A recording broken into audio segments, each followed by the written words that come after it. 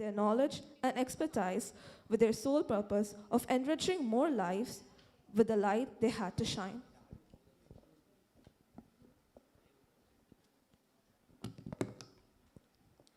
A little bit of light expels a lot of darkness. I would request you all to rise for Tamil Thai Valthu.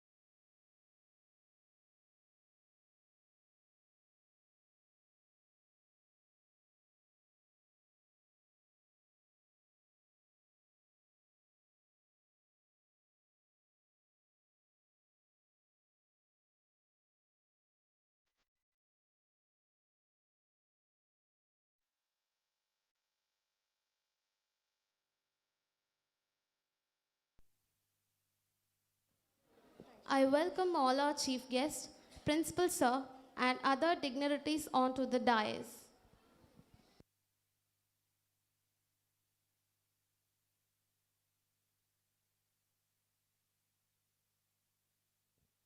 Brightness and prosperity are the symbols of light. It is the positive force that removes darkness.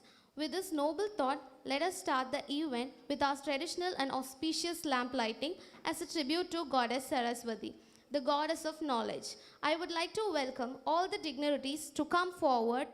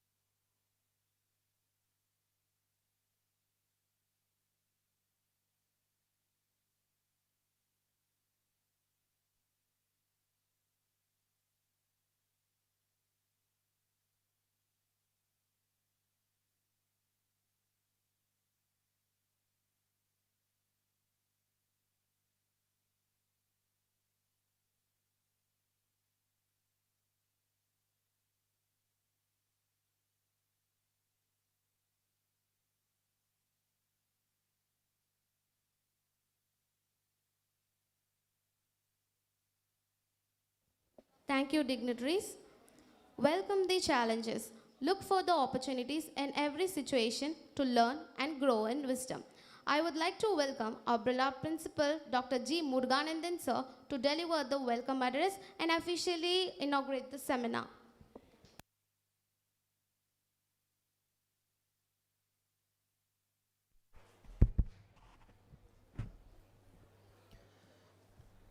A pleasant good morning to all gathered here. Respected dignitaries on the dais, invited speakers who is going to join us very shortly, faculty members from SWAMY VIVEKANANDHA College of Pharmacy and neighboring colleges, dear students and PharmDN, especially PharmD graduates. It's really happy to see a plant grows. Similarly, our children grow. This is the 8th year we are bringing this seminar in front of you just to highlight something which is important but not in your curriculum. We started the seminar in 2017 and last Saturday of the June we are organizing this. Even during the COVID, we have conducted this as an online conference.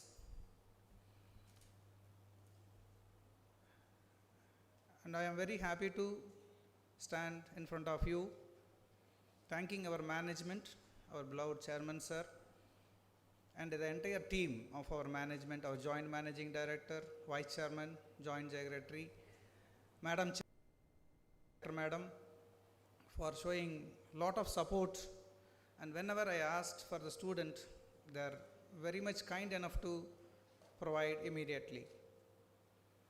Today they are supposed to be here. Due to some important work, they conveyed the blessings to you. First and foremost, I extend my warm welcome to Dr. K.R. John, who is a vast experience and senior person associated with various hospitals. Presently he is working in Apollo Hospital, Chittoor. And his expertise, so I don't think so he will be teach you something, he will just share his experience. That itself going to be a voluminous enough for you to enrich and grow your career. And I am extending a warm welcome to our Dr. K.R. John sir once again. Welcome you, sir. And of course, we have with us Mr. Richard Krubagaran sir. Yesterday he was with us. That is the clap evidence for that. He has conducted the pre-conference workshop where he has shown different dimension to the students.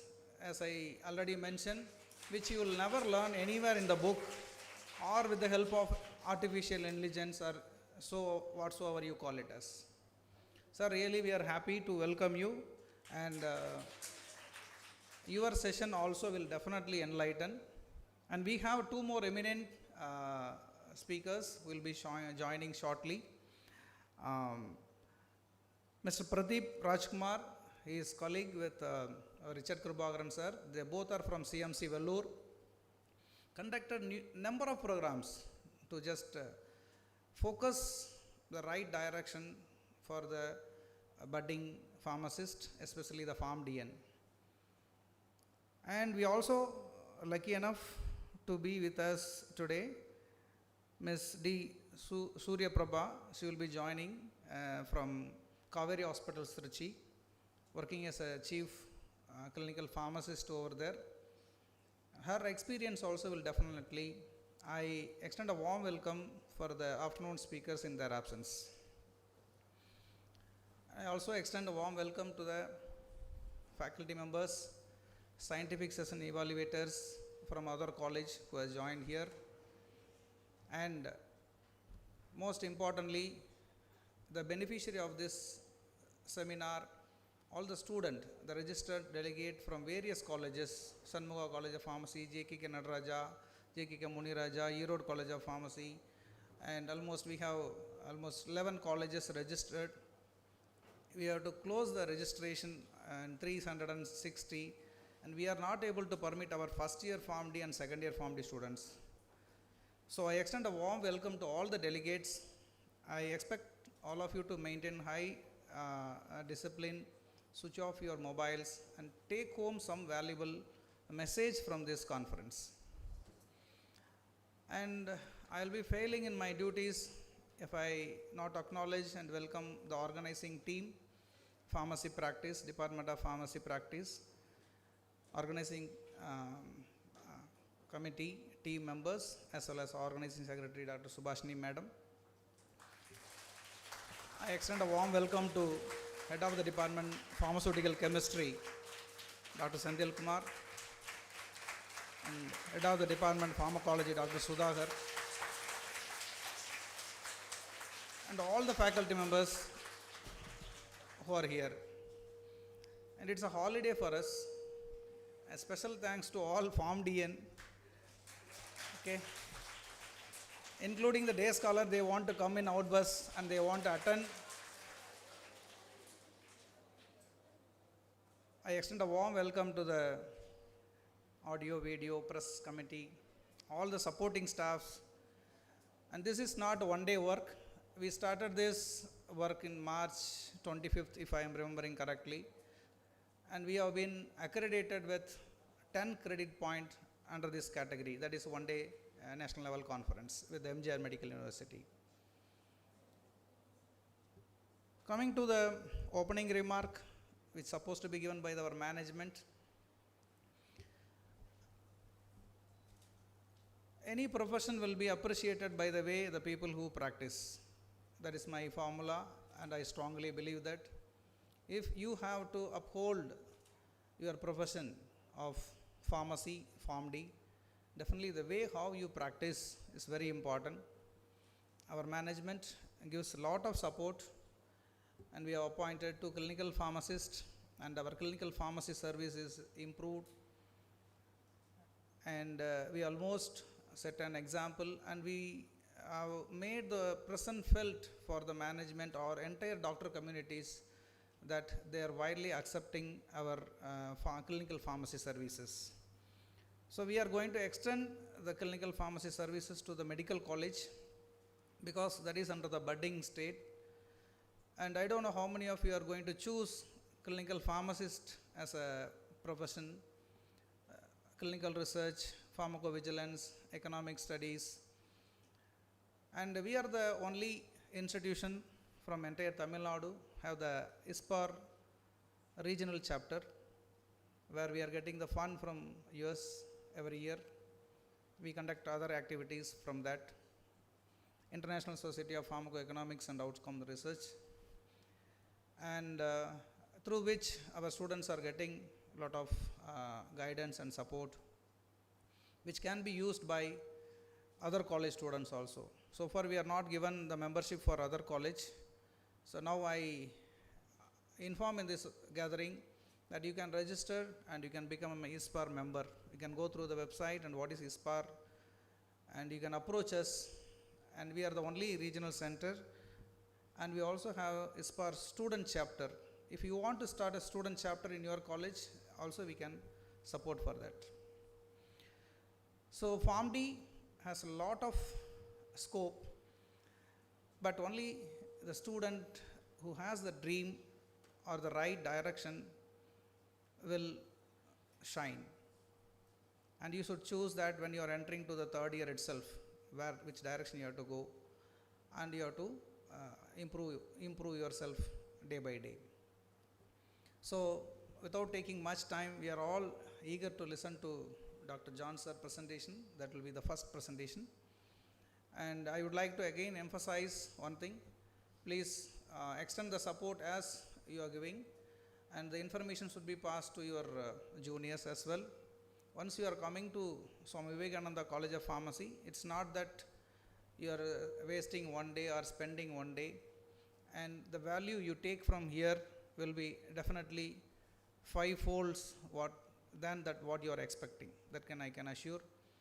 And there will be a feedback form that helps us to improve every year. And we are not giving the same theme. Title is same, clinical pharma practice, Indian and global scenario, but we come out with the different themes, what is upcoming in that particular field, and we invite the specialist in that area, and we ask them to share the knowledge in front of you.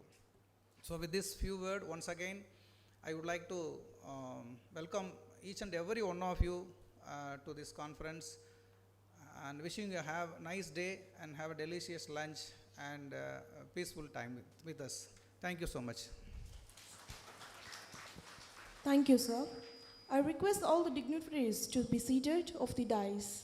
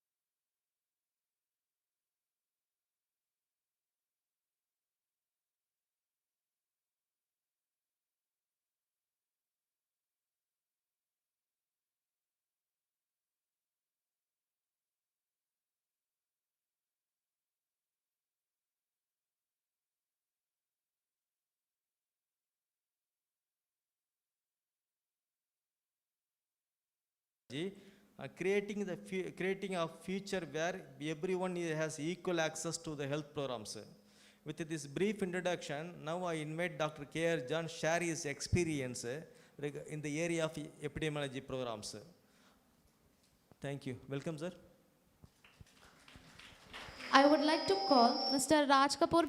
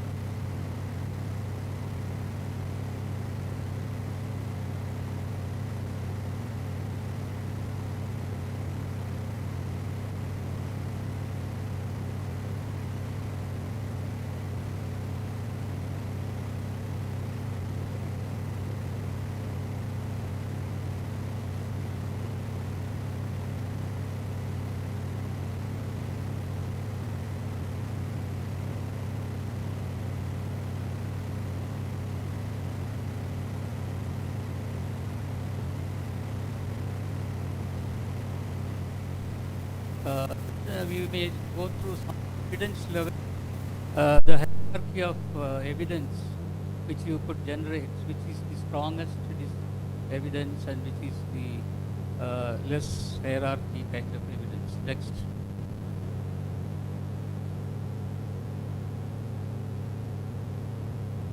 So, like all drug toxicity effects, probably it starts with an observation on a single case. Somebody will report that this drug has this problem, which is not studied. That is, then we will go into what is called the case series, a number of cases having the same problem. So the person who identifies this problem first, they publish this as a case report. They are called case reports. And it is, even COVID started as a case report. HIV started as a case report. Leave alone the drug issues and effects. Next. Next. So we will go from there to studying the disease in large population to understand it. That is the usual pattern. Once you have the disease, then in populations. So same way, the drug effects and toxicities, population becomes the denominator. Results of the study provide insight about possible determinants. Is it the age factor? Is it the sex factor? Like that. Then planned comparison between the groups. Those and the rates in each of these groups and effects of intervention. Then see how we can reduce the effect of by using certain kind of trials. So technically these terms called is called case study, then it's case series, then we go into what is called cross-sectional studies, then we generate hypothesis, and we'll go into analytical study of case control cohort. We'll work out what is called relative risk or the odds ratio for case control studies, and sometimes even in the cross-sectional odds ratios also, and the effects of intervention, and it becomes interventional study, how to stop these diseases or toxic effects, and by arranging a new product or some kind of technique by use, and then build this into national surveillance systems. I have worked in tuberculosis and leprosy and HIV, and we have very robust things in place for the drug toxicity to be monitored from the drug up to because the treatment goes on for 2 years, sometimes 6 months.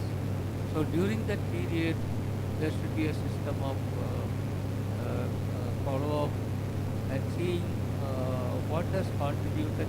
It's beyond the manufacturing period. It goes into the longitudinal follow-up studies, post-marketing surveillance, they call it. So, and the interventions to be whether we should replace some drugs or not. So that is the lesson. Next.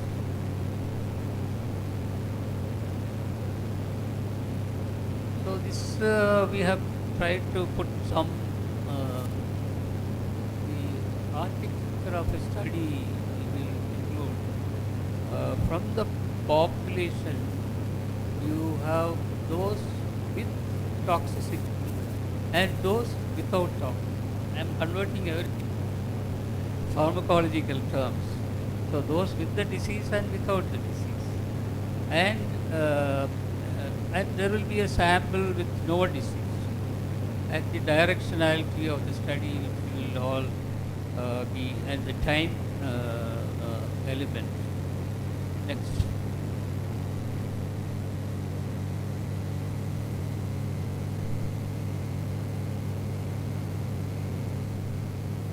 Okay.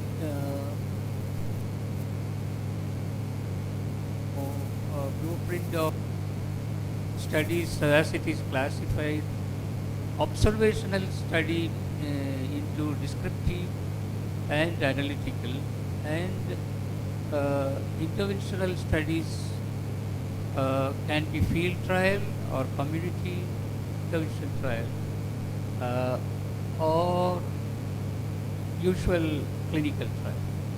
So interventional studies and observational studies. Under observational studies, you have descriptive, analytical, longitudinal, case control, and analytical can be case control and cohort, and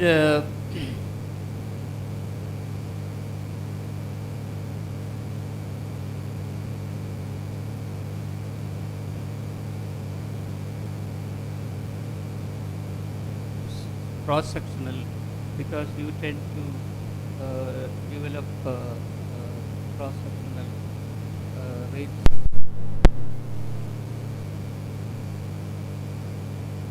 For study design you should use for your research. I am sure some of you might have already started publishing. Is there someone with some publication available, at least faculty level? You have some work done already. Can you tell the study?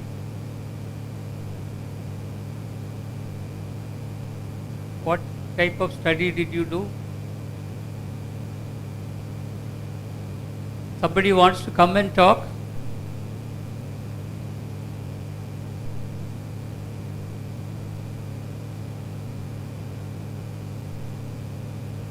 It will help me if you can, somebody talks one case study.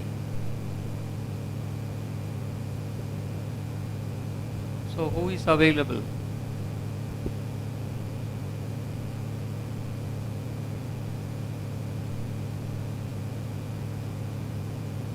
Okay, they are going to decide who will come.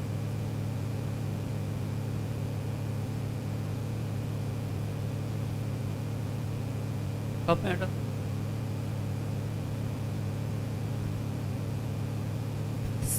So we have done a prospective interventional study using hemodialysis patients.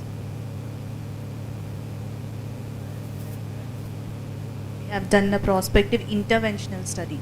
So what was the intervention you have used? So by comparing two groups in providing cognitive therapy, we found that the group which we provided cognitive therapy has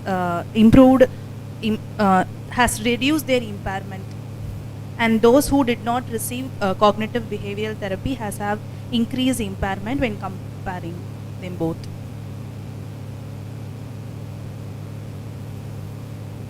Uh, 50 patients. No sir, total 50 patients, and in two groups 25 and 25.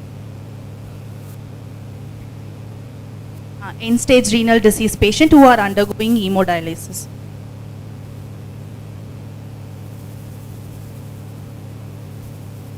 We have provided exercises to them, sir, like super brain yoga and the exercise that improve their cognition, and found the changes before and after the cognitive therapy. We use scale called MOCA scale, Montreal Cognitive Assessment Scale, to assess the patient's improvement. No, sir, for both the group we used the scale, and for in one group we didn't provide cognitive therapy, and in another group we provided therapy after 3 months, and we assessed for 3 months. This is a total 6 months project.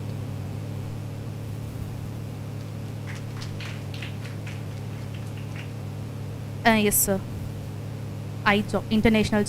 Indian Journal of Pharmacy Practice.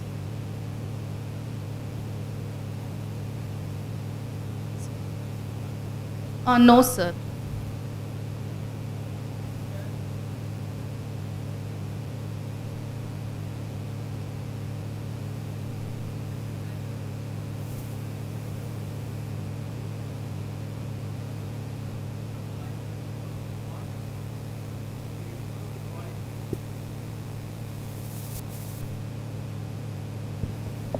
So what's your name, madam? Sir, Monica, PharmD Monica. intern.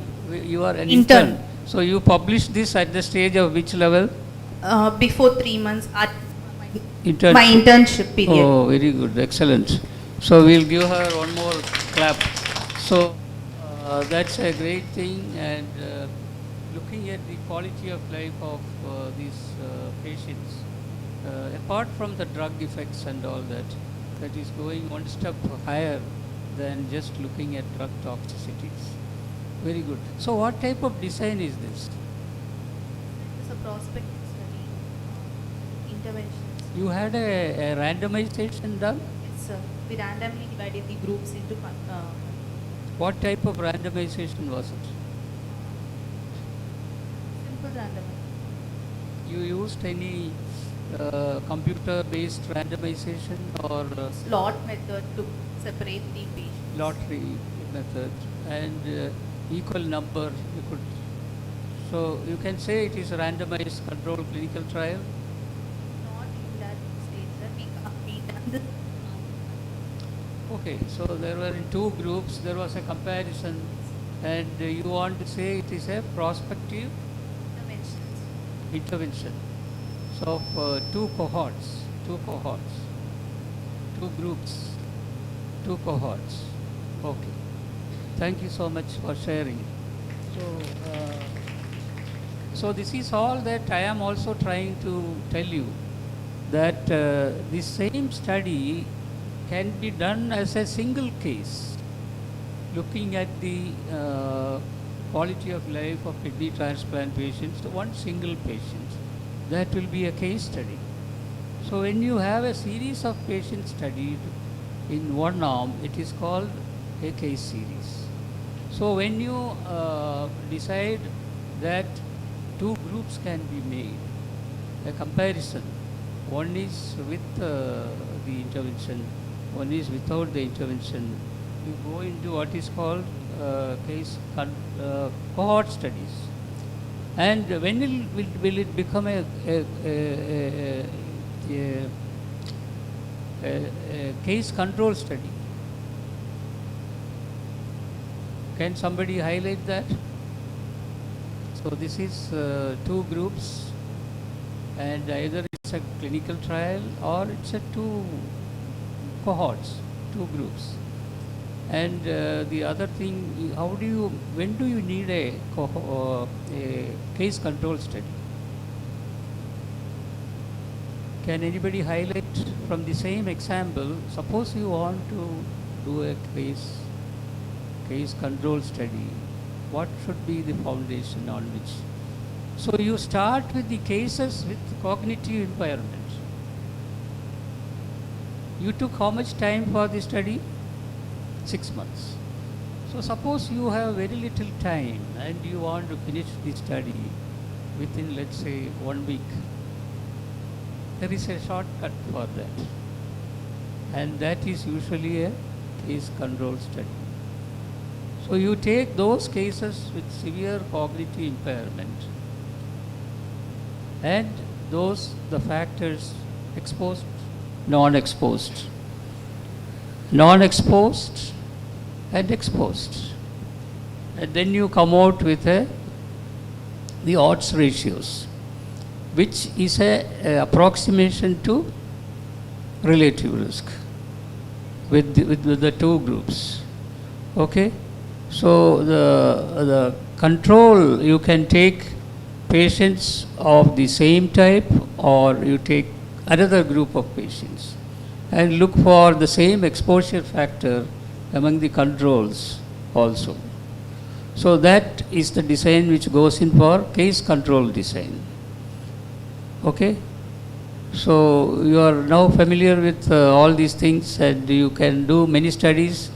Do you have a toxicity register in this hospital? Where all drug toxicities are registered? Which one? ADL, ADR monitoring center is there. And that will have the drugs and the toxicities. So has anybody used that registry for studies?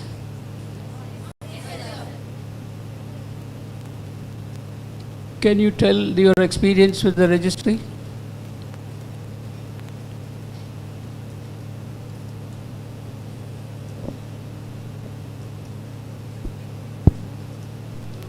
Told that you have used the registry for some kind of studies.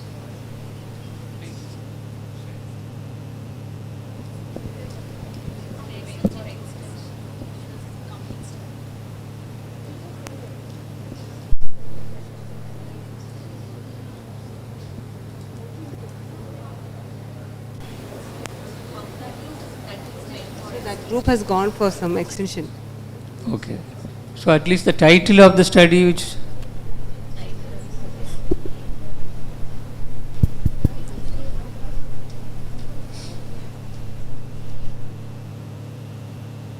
you review that data how often? Monthly. So how many patients develop? How many patients? 30. Oh, good number. And it's reported from? Oh? Sorry? PBI. All over. So you get the data from all over India. No, the report here is reported to the PBIPI. PVIP from here. And it comes to you from our medical college hospital. Medical care hospital. That is different from medical college. Okay, very good.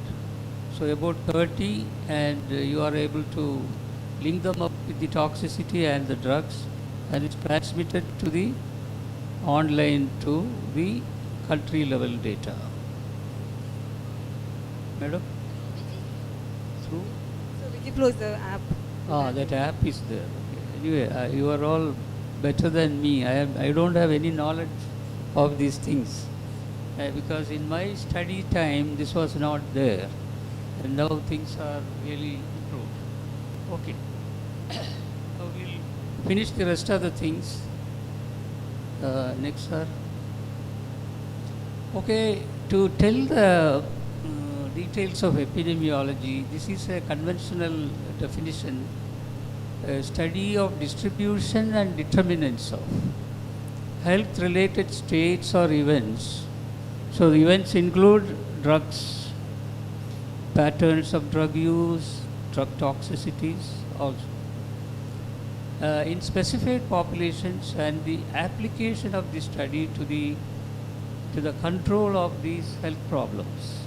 So as you correctly mentioned, now you have about 30 spells of toxicities which you are monitoring so that you know when to intervene and you are feedback to the government authorities so that they can report to the manufacturers and if necessary withdraw the drugs. Okay, this is fine. Next. Now this is the same. Okay, so go back, kindly go back. Okay. Now this is the same picture we saw earlier, and we have the time frame in which the determinant is absent or present, and then follow them up for disease or no disease. The other side is the case control is you start with the case and look back and see whether there is the exposure is, the determinant is present or not. And the cross-sectional is taking into consideration the estimate right at the population level to see whether there is disease or no disease. Next. Now I will leave this next.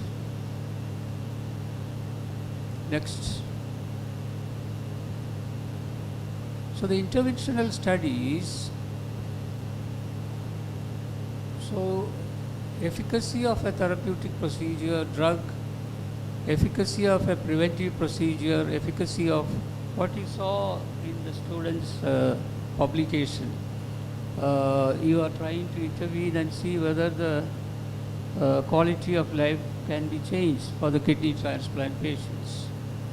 So if you feel, if you want to do it as an observational, you go into case control and cohort. But if you really want to go into a clinical trial, you can go into a randomly divide the groups into two groups. That's why I asked you whether you have used random allocation. And you said you have used random numbers, lottery method. A little more robust maybe to use computer-based generated block randomization, which also can be done. So you have, actually what you have done is you took these slips, 1 or 2, like which one to be intervened, 2 to be not intervened, and you have put it in sealed covers. Is it correct? And each time the patient comes, you open and see which arm it should be done. Is that the way you have done? Okay. So a little more innovation can be developed by this so-called block randomization and all those methods you can read up. And ideally this, if it is a trial, the ethics committee clearance was received for this? It was received. And if it is a trial, you have to have the trial registered in the trial registry. Have you done that? No, because you said finally it is not a trial actually. Okay, but you could publish that. Okay, good.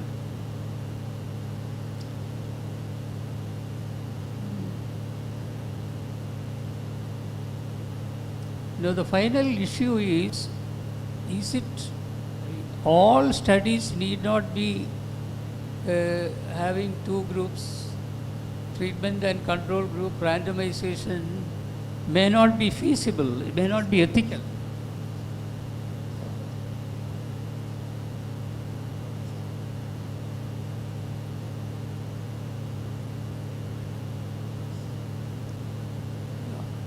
So if you take drug toxicity studies, is it possible to randomly allocate patients and study toxicities after the drug is licensed and given? Can you put into two arms and see whether there is toxicity? Before the study is done in all clinical trials, you have to monitor the toxicity. So there the randomization strictly is followed. Correct? Yes or no? In usual efficacy studies, the efficacy studies randomization is done and all toxicities are observed in both the arms. Right? But in post-marketing surveillance, you don't have two arms to look at generally, because it's the only one drug and that is being monitored. Maybe some dose difference you will be able to say, but otherwise it becomes one longitudinal study where many aspects, toxicities are looked at. Okay, so that is why it talks about, is there a feasibility of ethically putting them into two arms? So if not, you will not do that kind of study. Next.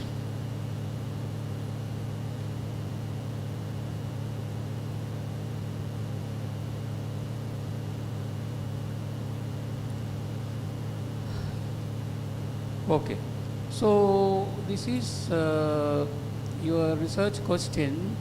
Some research question needs only a descriptive study. Some needs experimental, some needs case control, some needs a cohort.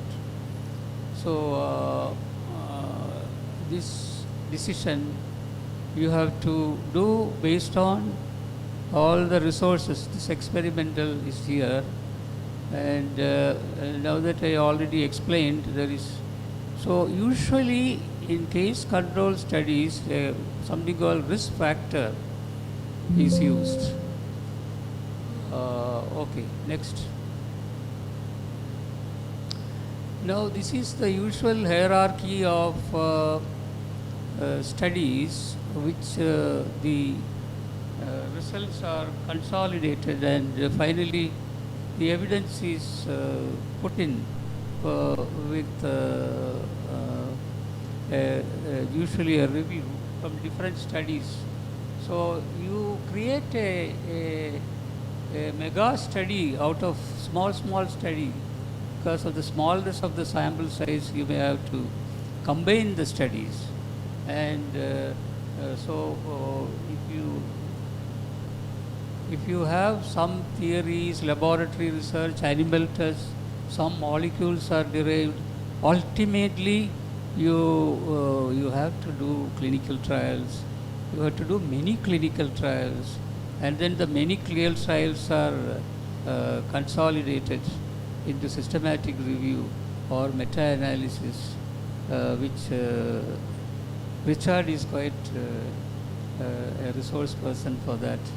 And when you do that, you get results which can be much better than small studies. Now you have done the study in 50 patients. Now suppose you review the literature and find that many people, other people have also done those studies, and then you combine all the studies. Somebody 50 patients, somebody 100 patients, somebody 200 patients. There are methods of combining these results, which will give you much more a robust opinion about that particular intervention that you are doing. Understood? Okay. So that is where it goes to systematic reviews and meta-analysis. That's not the scope of our now.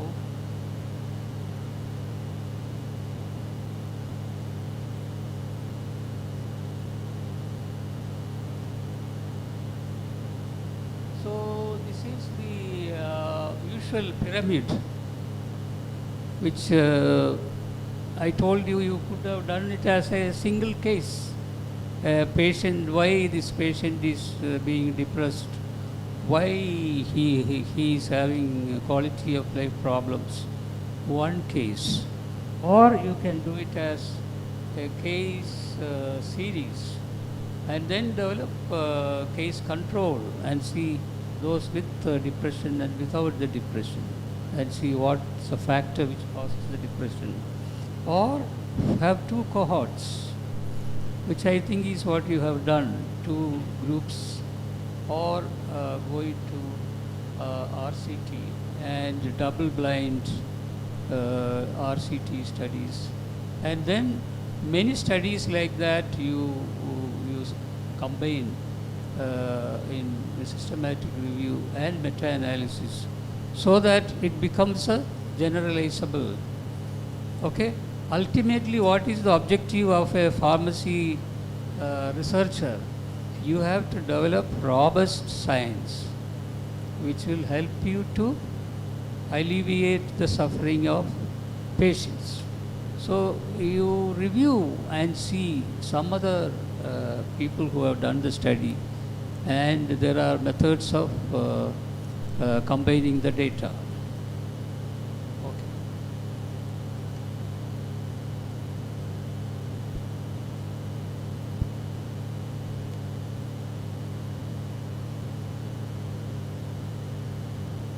So how this evolves from a molecule to a policy and national programs. So keep that in mind when you do small.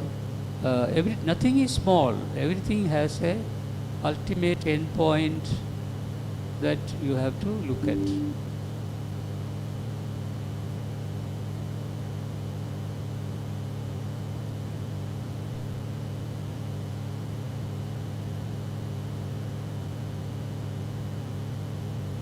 So the strength of evidence also from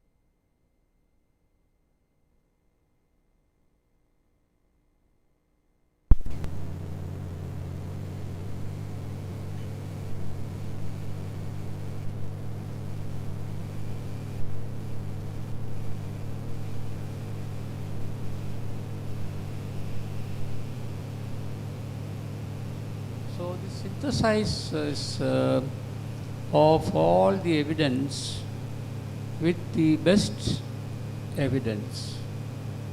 There is some overlap between systematic review and meta-analysis.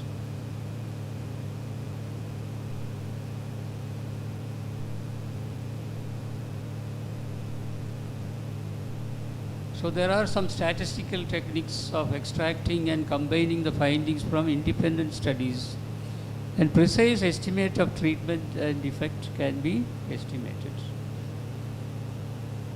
Okay, now we will look at what is called, so we have covered, all of you are very familiar with the epidemiological study designs and how it can be applied. There was a condition called phacomalia. You remember that? Phacomalia. You have corrected me. Yes. Huh? Fetal. So it's an interesting story, no? Thalidomide tragedy. All of you are familiar. So it started with one case like that. That's the evolution of a process. And some of these effects cannot be in one generation. It may go to second generation. So that is why studies should not be just pre-marketing studies alone. It should be post-marketing. Going for several years, what is the impact of the current drugs going to be on the future generations?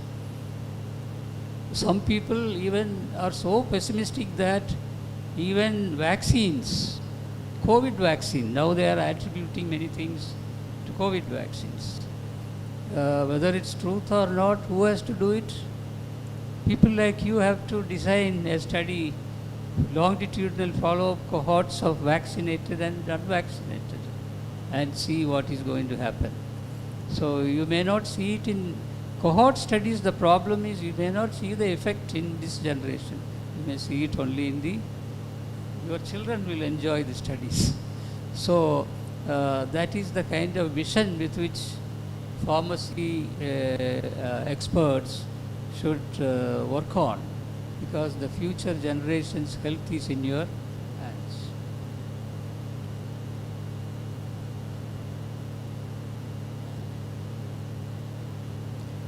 Now, the application of epidemiological knowledge methods and reasoning to study of the effects, either beneficial or adverse, and use of drugs in human population.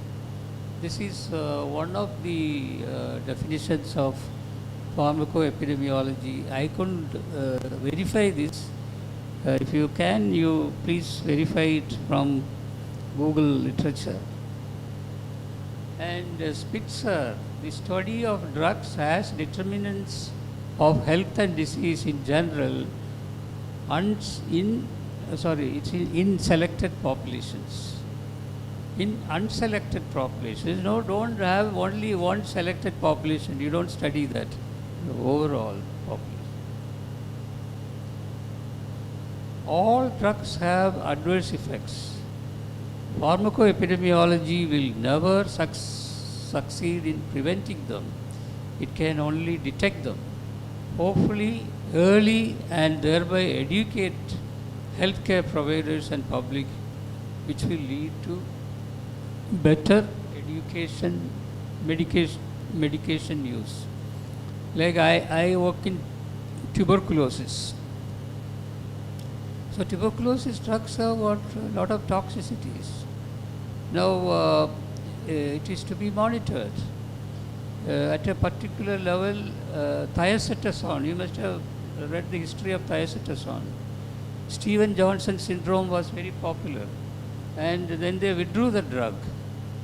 Stevens-Johnson syndrome included ulceration of the mucous membranes, and suddenly it comes to a certain number of patients. Now the drug is not even seen, cannot be used at all, removed from anti-TB drug listing altogether. So even rifampicin has its own. Do you have a DOTS center here? You have a DOTS center with the pulmonology department?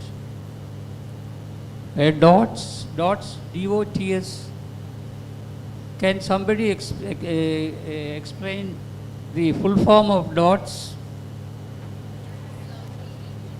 Direct Observed Treatment, short course. So now they are bringing down, there is a drug called bedaquiline has come. So they are thinking of shortening the duration to 3 months. And MDR-TB also, non-injectable drugs they are introducing to 6 months MDR-TB drug regimen. So it's all evolving with many, so surveillance is very much required. Study drugs as determinants of health and disease in general, unselected population.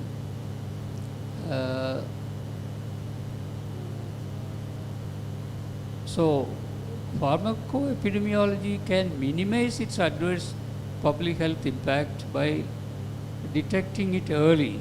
At the same time, it can improve the use of drugs that have genuine role protecting against the loss of useful drugs.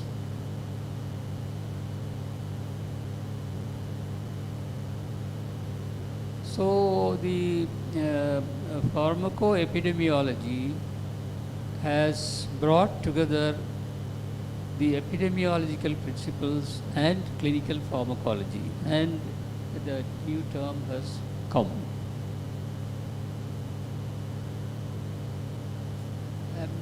I think all these are all duplications, so I will just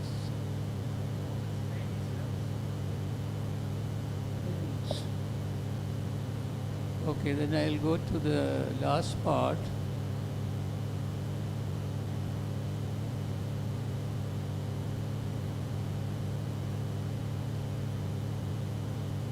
I'm sure you must have seen this errors in medication cycle. You have seen? Already it's a classical example. So anywhere the error can happen. Either it is at the ordering stage, transcribing stage, dispensing stage, or administrating stage. So pharmacists are the very powerful people. You know, they actually handle the lives of patients. The doctors can only prescribe. as per the Drugs and Pharmaceutical Act. So you have to be very careful to have covers with clear-cut instructions, and patients, illiterate patients, many of the senior citizens, they cannot hear. So how do you communicate to senior citizens who need many drugs to be handled and where there is no family support? Children are in one place, parents are in another place, they cannot communicate. So what is the mechanism by which we are making sure that the adequate drug schedules are given? So you may have to do house visits.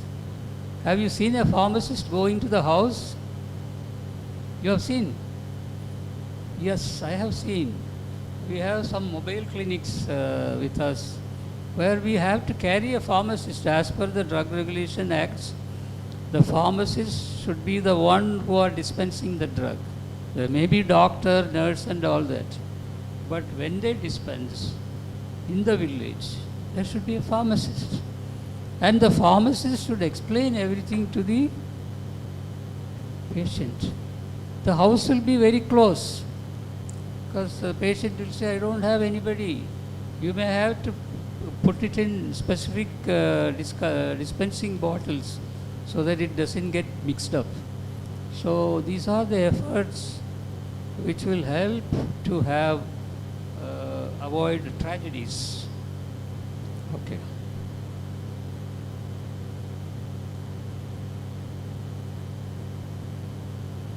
Now there are some interesting literature which I am which have developed diseases.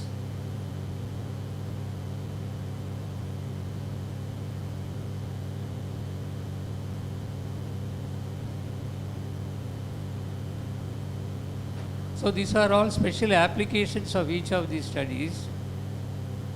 So now we will go to what is called the pharmacovigilance program. I think already these are all things being done, and just to complete the picture, in India we have, this was the 2017 picture when launch of PV, what is PVPI?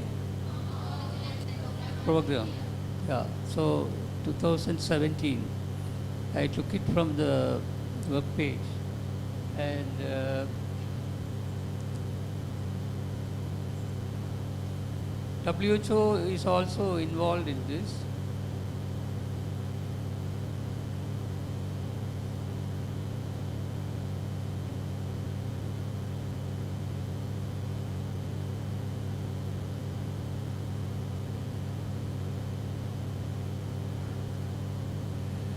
So these are the kind of ADRS reporting starts in India.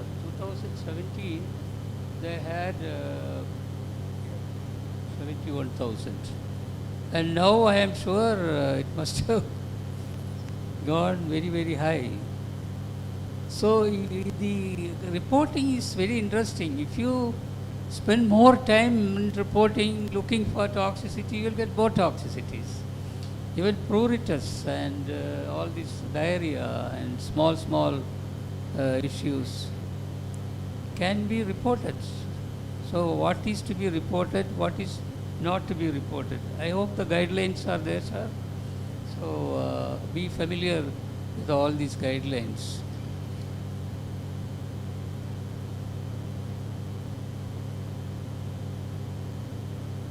There is a guidance document.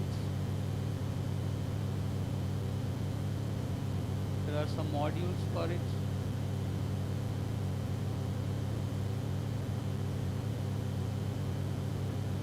So the serious AER reports should be immediate, and there is monthly sharing, and communicate vaccine related signals and yeah. Okay. So there are some partners involved in this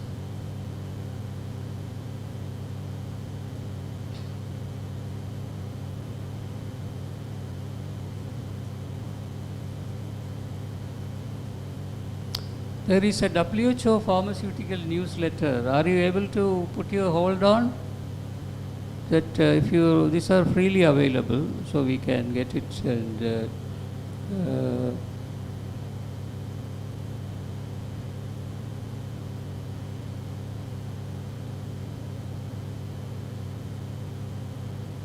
so there's a toll-free number available. Is it still valid? So if you have a drug toxicity problem, you can call. Just try it and see. Can somebody try it now?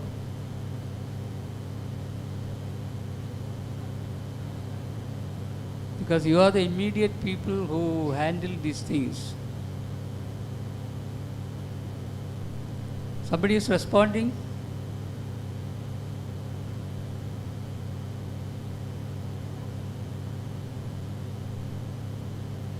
One 800-180-3024.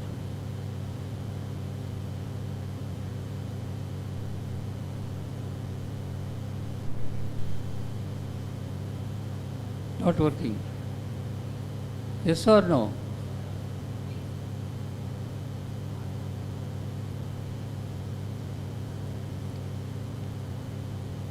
And you look at the Google and get the latest number. That's all I can tell you. Number is available. Got it? Not available. So many things might have changed. So kindly update that number. And the mobile app, is it there?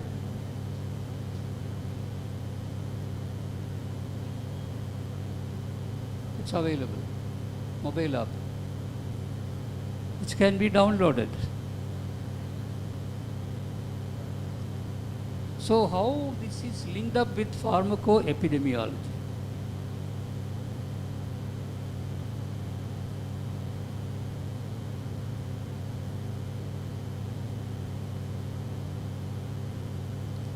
So it all started March 18th and from October 17th launch, November 17th working groups, then March 18th second annual meet of Southeast Asian countries. So if you go to the WHO website, the latest guidelines will be there and updates this based on the WHO current guidelines.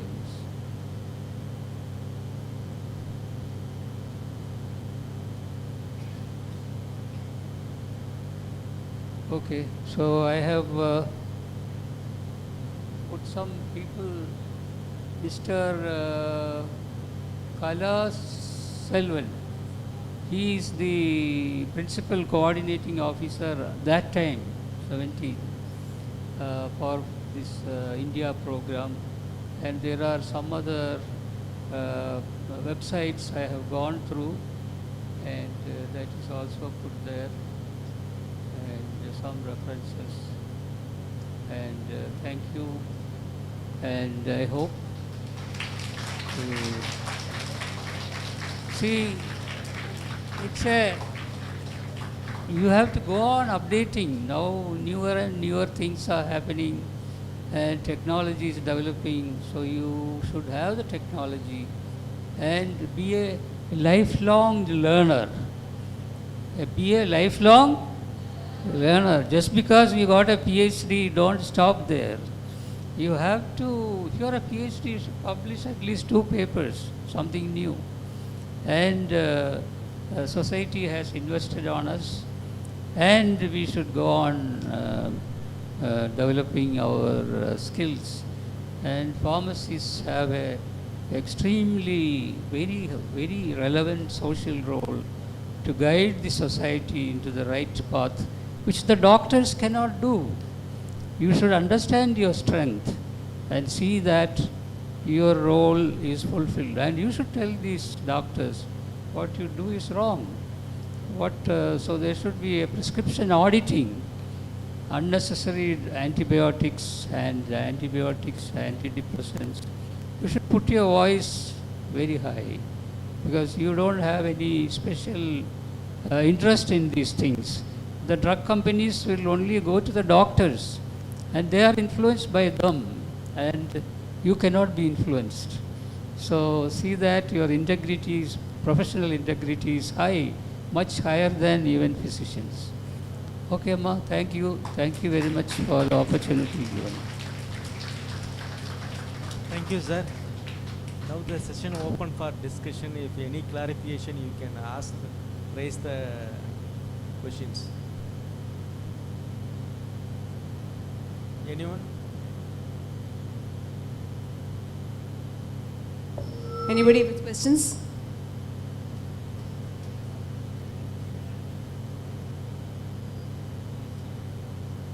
No? Thank you very much, sir. I answer only one question, sir, for regarding the review. You reported systematic reviews.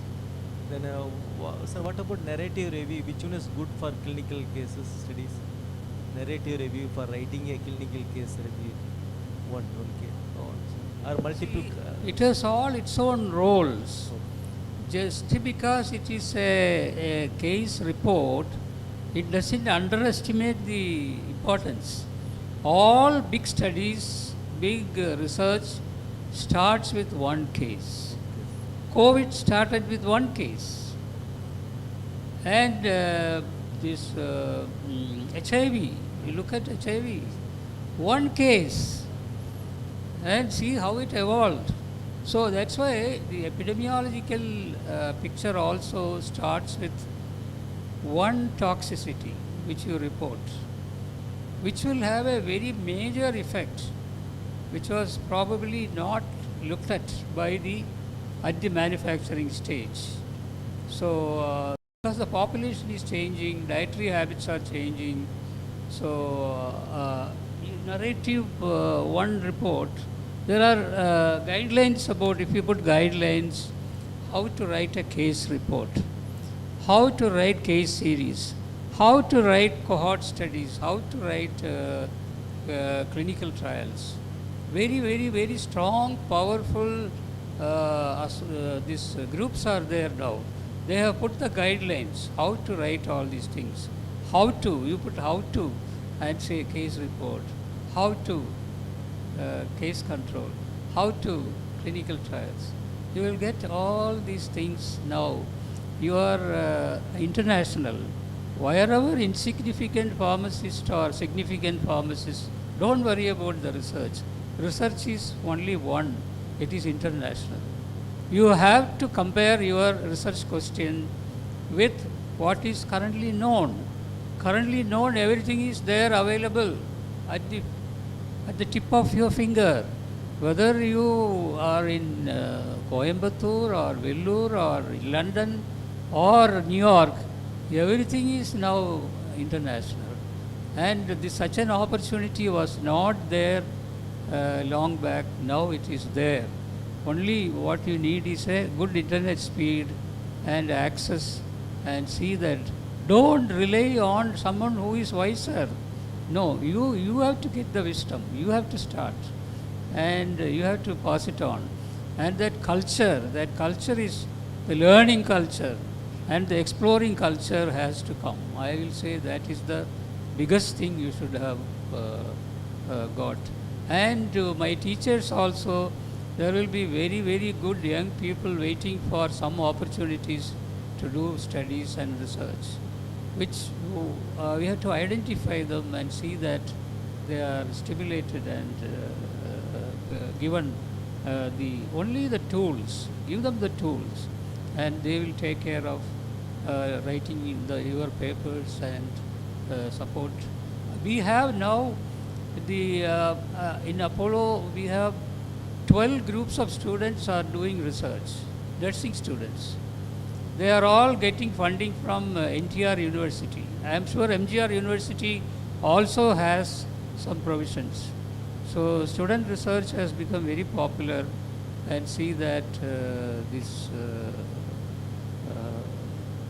the science of epidemiology penetrates into every aspect of pharmacy, so that the pharmacovigilance data that you collect can be meaningfully interpreted.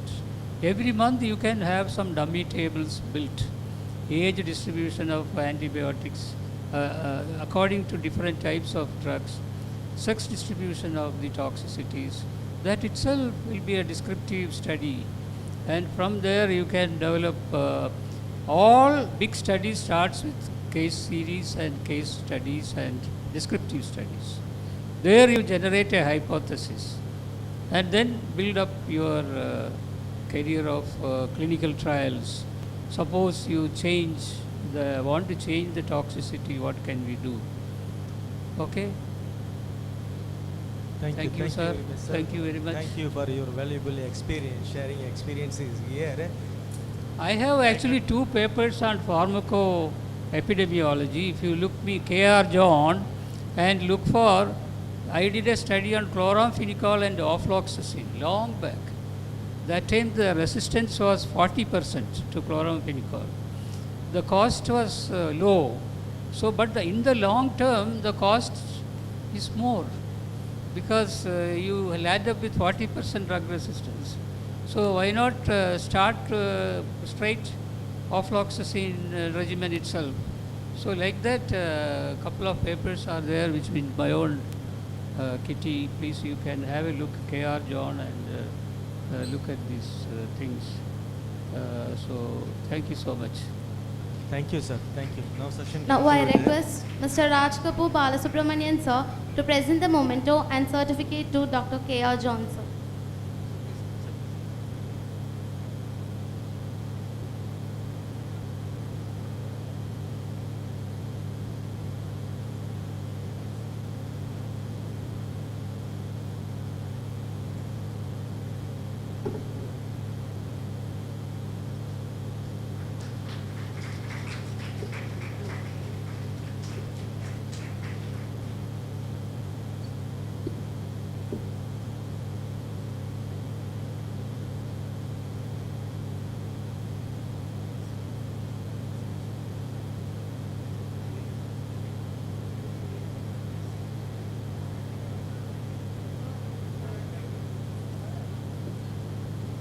Then I request our principal, Dr. G. Muruganandan sir, to present the certificate to Mr. Rajkumar Balasubramanian sir.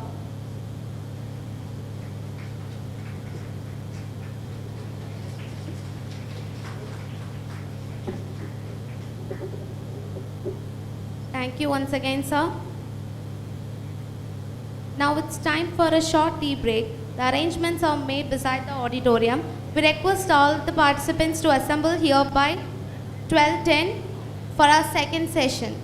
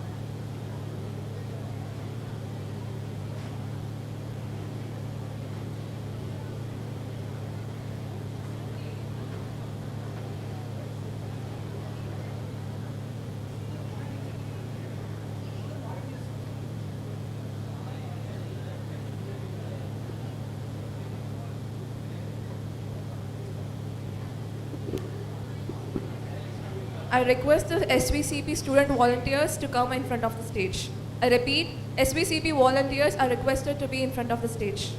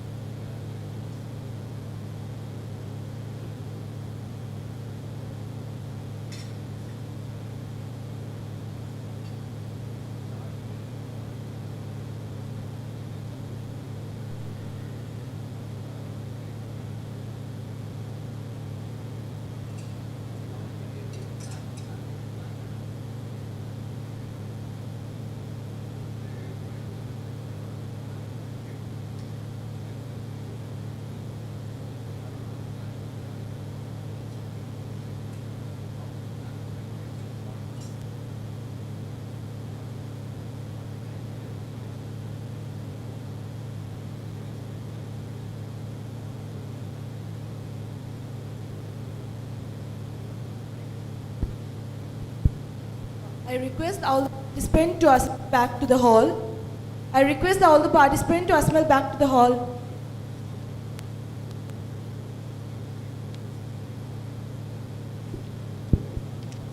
SPCP volunteers, kindly coordinate the participants.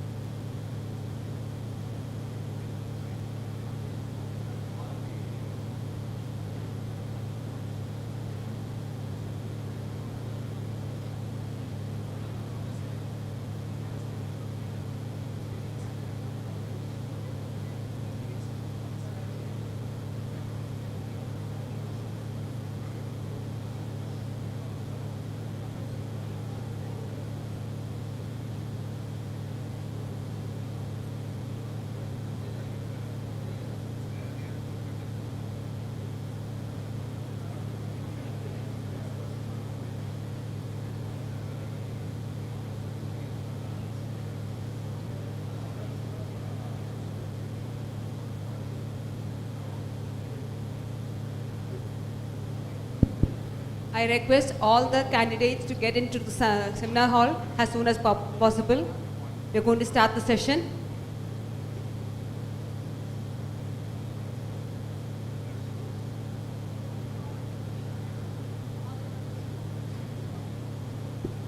Student volunteers, please coordinate.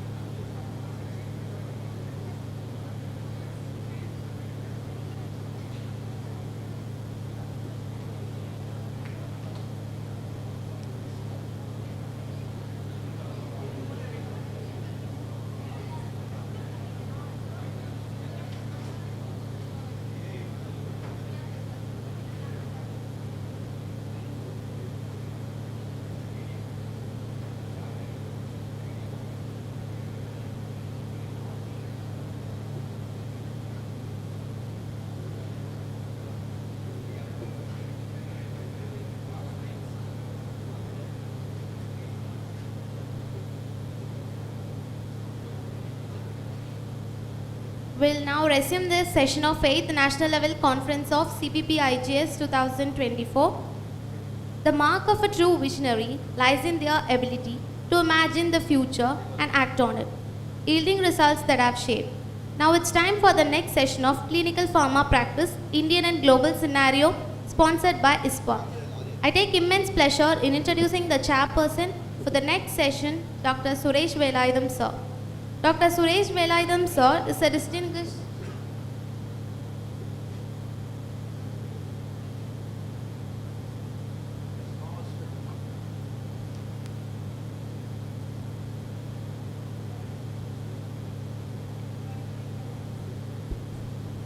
Sorry for the inconvenience.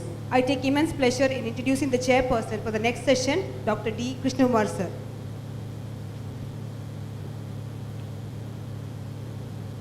Dr. D. Krishnakumar sir is an accomplished pharmacologist who is a professor and head of the Department of Pharmacy Practice at the Erode College of Pharmacy.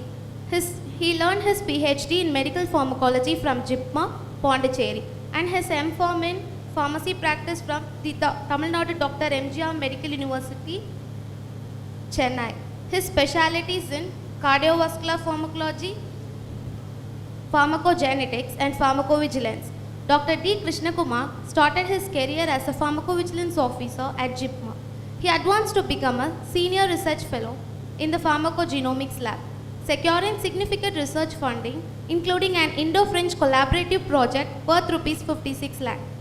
Dr. D. Krishnakumar sir is the first in India to receive training in next generation DNA sequencing techniques under an ICMR fellowship in Paris. With over 50 international research publications, he has significantly contributed to pharmacogenomics and clinical pharmacy, particularly focusing on the South Indian population. He serves as an editorial member and expert reviewer for several prestigious journals and is affiliated with prominent organizations like the Indian Pharmacological Society and the Pharmacy Council of India. I would like to call Dr. D. Krishnakumar sir to honor Mr. Richard Kribakaran sir. Thank you, ma'am. Very good morning to one and all. I would like to introduce our next speaker, Mr. Richard Kribakaran. He is the Director of Center of Biostatistics and Evidence-Based Medicine at Vellore and a lead epidemiologist at 3 Analytic Inc. With over 15 years of experience in the field of biostatistics, epidemiology, systematic reviews and meta-analysis, he has contributed to Cochrane South Asia, Cochrane Infectious Disease Group and Cochrane Methods Group. He is involved in developing evidence-based medicine guidelines for tuberculosis, COVID and proton pump inhibitor with Indian Society of Gastroenterology. Mr. Richard Kribakaran has authorized 54 systematic reviews and serves as a peer reviewer for journals like BMJ Open. He is a biostatistician, consultant and teaches research methodology at the Tamil Nadu Dr. MGR Medical University. Sir, I welcome you to please continue your session.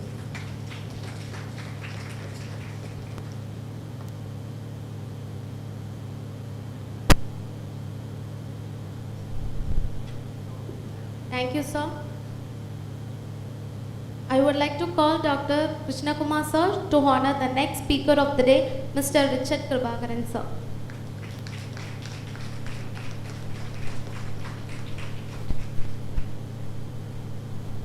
Thank you, sir.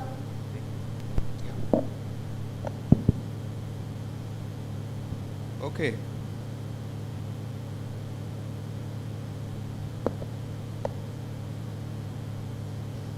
Okay, let's get started with my session. So my session primarily involves interaction and discussion. That's how I do my sessions. Okay, I want you guys to speak or discuss with me what I'm going to do. Okay. The topic that I'm going to speak on today is meta-analysis of health economic evaluation studies. But the objective that I would try to meet today in my presentation is make you understand what is meta-analysis and help you to interpret a forest plot. Okay? How many of you have done some sort of a research except this group from this side? Anybody done any research? No. Read research papers? Yes? No? Yes? Somewhat little bit. Somewhere I have came across some research paper. Okay? Now, let's do some. Okay, now read this with me. What is there in the screen? I'll give you 2 minutes. Read this with me and tell me what you are able to understand from here.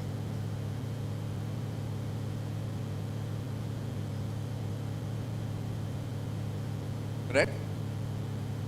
Done? Okay. So now, you all are going to help my friend to make some decision here. Okay, what is the problem here? Obese, right? Okay, what he is trying to do? Reduce weight. Okay, how can you help him? Diet.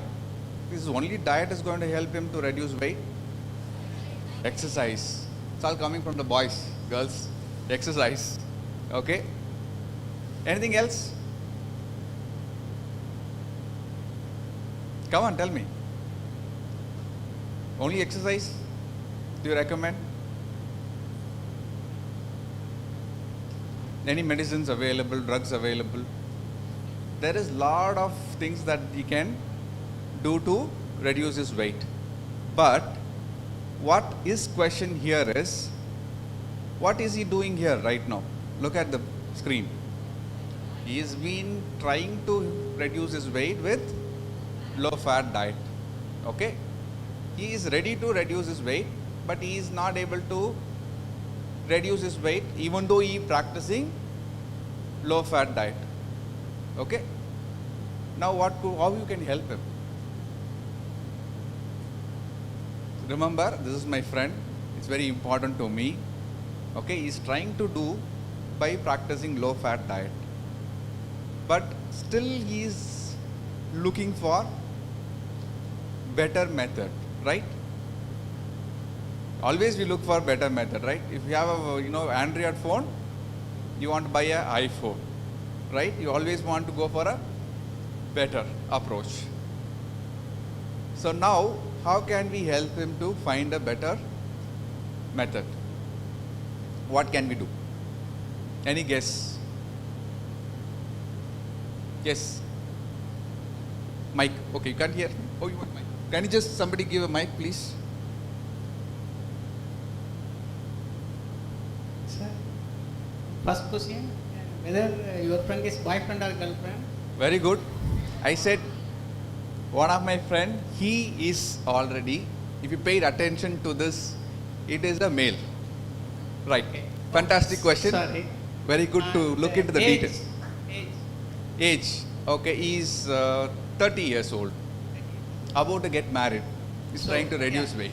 So we can easily reduce his weight because the intention to reduce the weight is more important. Correct. His already intention is there because he is practicing to reduce his weight. Timeline. Timeline. So let's assume 6 months. Is it a good time or you want 1 year? No. According to me, there are some 4 important points to reduce the weight. Okay. So, but it's very difficult, little bit difficult. We should not drink the water half an hour or 1 hour before and after food, and we should not eat any food after 7 o'clock. And Okay. we should eat before 8 o'clock at morning. And we need to maintain a gap of 4 hours after the breakfast. This is Great. the regular activity, and he need to sleep minimum 7 hours. If he follow these basic things, easily he can reduce the weight, minimum 3 to 4 kg without any exercise. This is normal thing. But it's very difficult because our culture is totally different. Okay. Now, sir has come up with his own plan of diet. Let's take his diet and then can we sell this diet to my friend? Right? We can do it, right? See, you have got a methodology, right? You say that this is the time frame that you should eat, this is the time frame that you should sleep, this is the time frame you should walk. So you're giving all the advice to my friend. Every diet program offers this, right? And in fact, now you have mobile application to monitor what you eat, what is your nutrition levels, lot of things that you can do and monitor. Okay, great. And last thing, and we should not eat once in a week, the whole day. We should drink only the food. Okay, anybody is Yes. interested in weight loss, please contact. He should give you a great advice here. Let's test your diet program and see. But before we do that, we are talking about science here, right? Yeah, please. Thank you. Thanks for giving that answer. Give him an applause. Okay. Now, let's take it into a scientific framework because every human body is different. Everybody wants to follow different patterns of all this convenient method of trying to follow some diet program, exercise and all of that to reduce weight. Unfortunately, what happens is if you are trying to sell it as a diet program, what you should do? We should standardize this. Whatever you have mentioned, we should write it down in a paper and then we should prove it to the audience to know whether it is actually helping you reduce his weight. Maybe it might work for me. But whenever we try to design a drug, is it only designed for me? What is that called now? People have a different term for that. They call that as precision medicine. Have you heard about precision medicine? People are trying to design a specific type of a drug exclusively for you based upon your genetical behavior, right? So that is how people try to design now. But in your case, we have to standardize this and try to prove it is going to work. Before we start the study that you are planning to do, what should we do in a scientific way? We have a problem now. We know there is a diet program which is going to help, and I want to sell this diet program. What is the first step in research? What we should do now first? Okay, let me ask you a question. You want to travel from here to Chennai, or you want to travel from here to Japan. How will you know the route? What will you do? Google Map. Everybody agrees Google Map? Yes? How many of you use Google Map? How many of you use taxi services? Maybe if you are in Chennai, you might use maps, right? So what map is trying to do? Direction? Just the direction? Fastest route. Fantastic answer. Fastest route, okay? And also gives you much more information. What are they? Time. How much time you will be able to reach. Next. Distance. How many kilometers you are trying to travel, okay? How it is performing this calculation. How the Google, performs this. You have to travel 400 kilometers to reach Bangalore in 5 hours. How it is trying to calculate? GPS. Okay, great, GPS. What is the method of calculation? Not exactly the mathematical method, the logical approach. Okay, let me ask you a question differently. You go, open up your mobile, then do what? Install the app first. It's pre-installed every mobile, right? Google, if you are using Android, it's pre-installed. Okay, you open the app, then what happens? Search. Okay, what you put Bangalore, then what the Google app is trying to do? Show the direction. I am expecting a simple answer. You all know. What the Google app is trying to do? Tell me that. Result?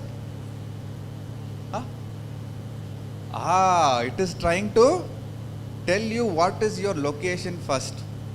Right? Yes or no? Only if you tell you what is the location, then the Google can try and tell you how much kilometer that you will be traveling, right? Which means that you should know where you are currently located. The same principle applies to research. If I want to jump and say I want to do a study about the design of diet that he is saying, first of all, what we should know? We should know that is there any study which is already available in the scientific journal, right? Only if you know what is there, then we can really want to invest money and do it, or take the answer from the research study. Yes, you all let me? Yes, right? That's what we should do, right? We should first search what is available. Otherwise, it's a waste of money, right? You hire 10 people, do the diet and do all of this. The answer is already there. Why you should just repeat it? Got it? But unfortunately, my friend is not like you. You all now know what you should do. But what he has done, what you would have done, if I say you want to find a scientific study, where will you go and find them? Where will you go and find the study? Sources? Where? PubMed? What is PubMed? You guys all know. But they are not like you guys, right? Where will you find? smart answers. Good, Google. Yes? Google Scholar, even see, Google is there. You are saying PubMed. Okay, you should first, if you don't know, you will ask Google, right? Okay, the same thing my friend has done. He went to a Google. What Google God has given him, what Google is going to give you? Come on, tell me. No, you all use Google, right? What Google is trying to give you? Diet. It will clearly tell you that you should follow this diet for you. No. Ads. Yeah, Google is doing the ads, marketing, correct. You are much more intelligent now, but what exactly you see in the result? Just the list of websites where you have this information. It is not going to tell you, if you are smart, you will introduce an ad in between and tell you this particular diet program is working. Otherwise, what Google is giving you? 10,000 list of websites which contain this information, right? Among this 10,000 list, if you are smart enough to customize your engine, your ad will come in the first top page, right? Now, my friend is not a scientist, he doesn't know all of this. What you have done? Some ad came in between and he clicked that. So where he landed up? What is this report?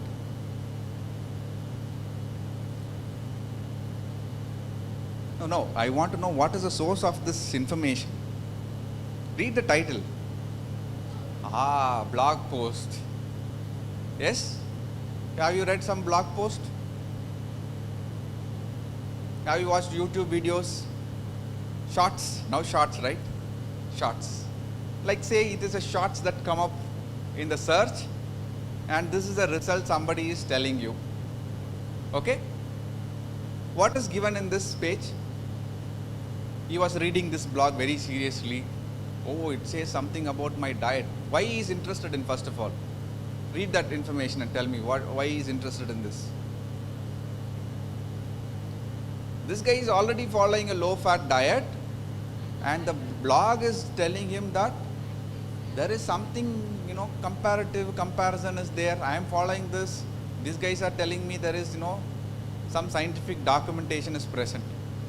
Then he went and read about it and then found some scientific, p-value and all of this. He was little confused. You all know p-value? Not this side. Probability. Okay? If it is less than 0.05, what does that tells you? Is it telling you that some statistical, it's all there. You just have to read and tell me what is there. It says that it is statistically significant. What does that means to you when you read something like this? You are not a scientist, right? What is your understanding? Tell me. What is your understanding from this? What is the question that you are interested in? What is my friend interested in the story? He wants to reduce his weight and he is looking for a alternative method if it can be fastened. Okay, he found this information. What will be his interpretation? What he would have thought in his mind? Hey, I found something new. Whether it is going to reduce the weight even faster than what I am practicing. That is what is impression. But he is not able to make any decision by looking at it because p-value is not going to tell you whether low-fat diet is best or Atkins diet is best. Can we make that interpretation? No, because p-value doesn't tell you the direction.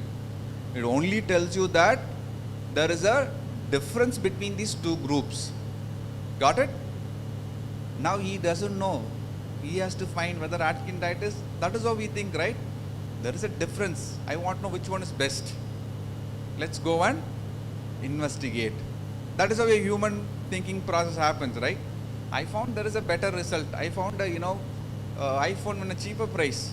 Let's go and see whether it is a real iPhone or it is a China make iPhone, right? We all have that habit of investigating, right? Now he wants to look at this and investigate it. Where will you go and find? What does this looks like? This is a blog post. Can we trust this result? Who writes blog post? Who writes blog? Who writes blog? Okay, who makes YouTube shorts? Everyone can make. How do we know whether he is telling the truth? Right? So blog also can be written by anybody. Why they are making shorts? They are jobless, they are making shorts? They are money. Somebody is getting paid, they are giving money, therefore they are advertising about the particular product, right? Something can happen like this, right? But he came to me with this information. Because I am a scientist. You're agreeing? Yes? Okay, happy. Okay, he came to me with this information. I want to investigate even further, right? When you want to investigate further, what type of information that should watch for? I want to search for some scientific documentation, not just like a blog. Because he is not a scientist, he doesn't look at all the information. But there is a reference at the bottom which gives me that information about the study. Now I will go to PubMed. How many of you know PubMed? You know Google Scholar. There is a database called PubMed. Okay, you can go there and you can put the same search that you do in Google, you can just perform it PubMed. What PubMed is going to give you is all the research published study. Okay, now I went to PubMed and I got this result from the study that has been published. What does this study tells you? How many people are there in the study first? Tell me that. 100? Totally 200 people are there. Okay? 100 received Atkins diet. 100 people received low fat diet. After end of the 6 months program, what is the result that they are telling? What is the value there? 53 kg is the average weight in the Atkins diet who are taken. What is the average weight in the low fat diet? 55. Now tell me which one is better. Atkins is better. Right? Everybody agree? Is there any confusion there? No? Everybody's answer is right. 53 is the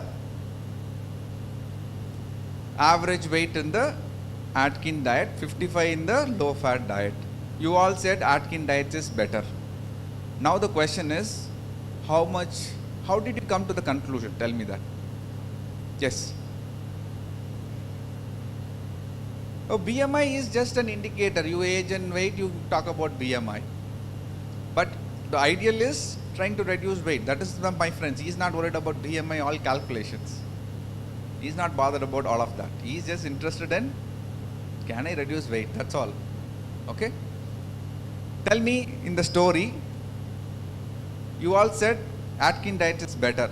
How did you come to this conclusion? Comparison. What did you compare?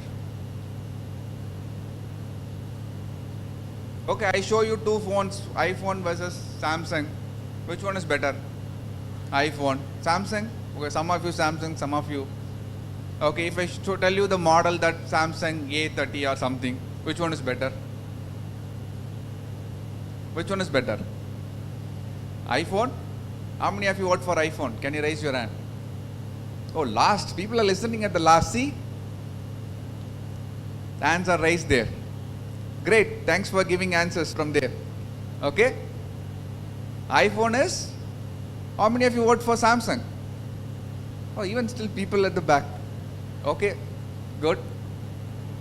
You can see that it depends on your perception and the requirement. Okay?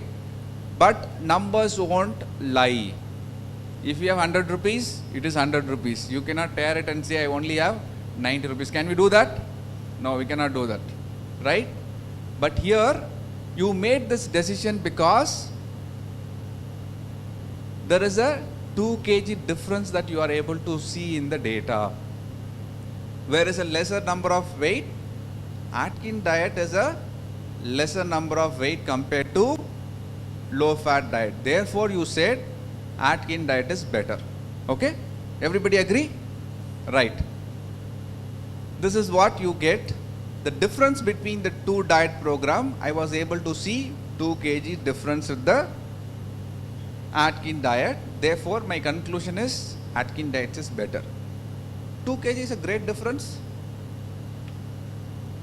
If I say 2 kg, my diet program, sir, your diet program, you said all this 2 hours, 5 hours, don't drink water, all of this, at the end of the day, 2 kg is a difference.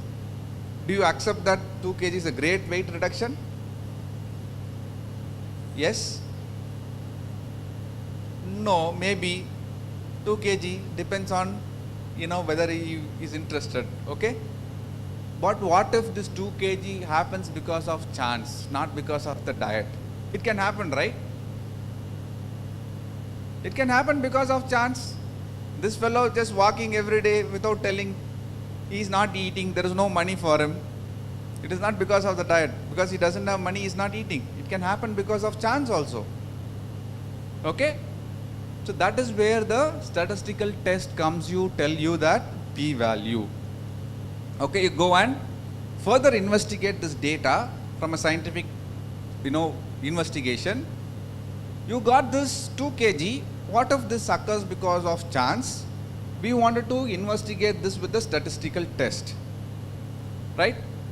We go to a doctor looks at your symptoms and then say, oh, you got COVID, go. Is he doing that?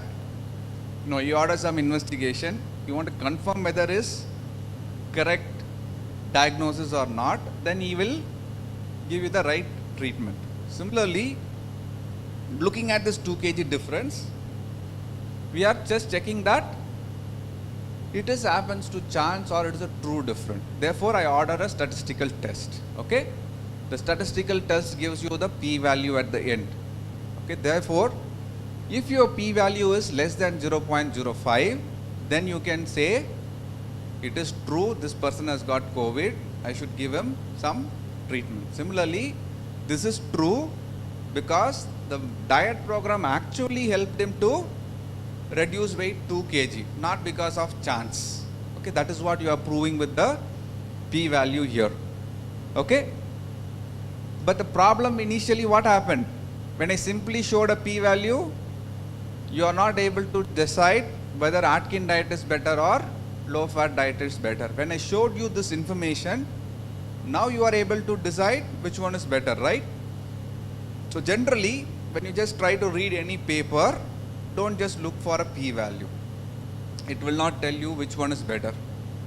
Okay, it is just only tell you, you are different, they are different. That's all it is going to tell you, okay? So therefore, you have to be careful when you read the p-value. So what p-value is trying to tell you, how certain are your result in the probabilistic scale, somebody has told. The probability scale 0 to 1, it is 0.05. What if you keep a p-value of 0.5 means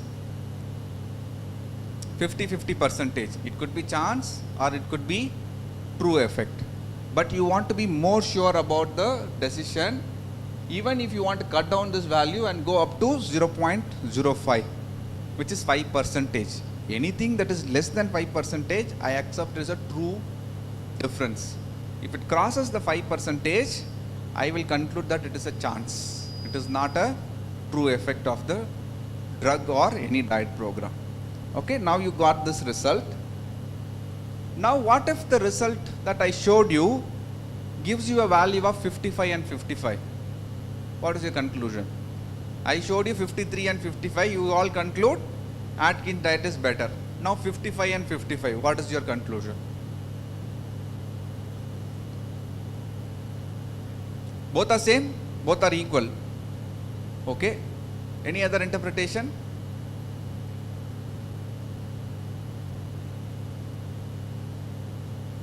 You can also conclude there is no difference. Okay, if you are saying both are equal, are you proving both are equal means it is the same? No, you don't have the information to conclude any time, both are same. Okay? You can say I don't know. Okay? I don't know is better or both the same is better? I don't know is always safe, right? So the conclusion here is there is no difference between the Atkins diet versus low fat diet. Why we are saying 55 minus 55 is how much? 0. 0 means there is no difference between the Atkins diet compared to low fat diet. Okay? Now, how many people that we have studied here? Totally 200 people that we have got. But what is the result that we have obtained here? 2 kg difference is what we have seen here, right? Now can I just go tell my friend, hey, you can practice this, you will get 2 kg reduction? Will you get the same 2 kg reduction? No from this side. This side? From the back, anybody? You want to say yes or no? So my friend is going to, I'm going to recommend the Atkins diet. The result is 2 kg that I have got. Will my friend get the same 2 kg reduction? No. Why? Because my friend is different from what people have actually participated in the study. Okay? So there is a randomness there. Therefore, I have to calculate the uncertainty. Okay? That is where you calculate this called 95% confidence interval. Okay, what is the value tells you? 1 to 3 kg. Right? So now, according to the study, there are 200 people participated. My result is going to be 2 kg difference. But my 95% confidence interval tells me, hello boss, it is not going to be 2 kg. It could be 1 kg or it could be 3 kg. Now, with this information, what will I tell my friend now? Shall I go and make a conclusion recommendation for my friend? So I have given you all scientific investigation that we have performed. You all were with me doing this investigation. You have the results in front of you. What will we go and tell my friend now? How many of you vote for Atkins diets? Let's use Atkins diets. Yes, okay, this side, yes. This side? I don't know what is Atkins diets. You are just coming and telling me. Let's say you use Sir's diet. What is your name, sir? Sendil diet. Okay, let's call Sendil diet. How many of you vote for Atkins diet? Tell me. Okay, how many of you vote for low fat diet? You don't want to vote anything? You are all adult, right? How many of you voted in the election? None of you voted. You all voted, right? You made a decision in your life. Come on. Right? You should be making the decision now. How many of you want to vote Atkins diet? Still quiet. Guys, you are just now have to make a decision in your life. My friend is waiting for your answer. You are not giving my friend an answer, right? Okay. Now, the decision making becomes a little complex. I can go and tell my friend, hey, listen, I am not going to make a decision for you. You got to make a decision. I can only give you the conclusion from this study. If you are planning to reduce 10 kg with your low fat diet that you are practicing, because he is going to get married in 6 months, you have a target to reduce. So you are trying to reduce 10 kg in 6 months time. What you can achieve by following Atkins diet?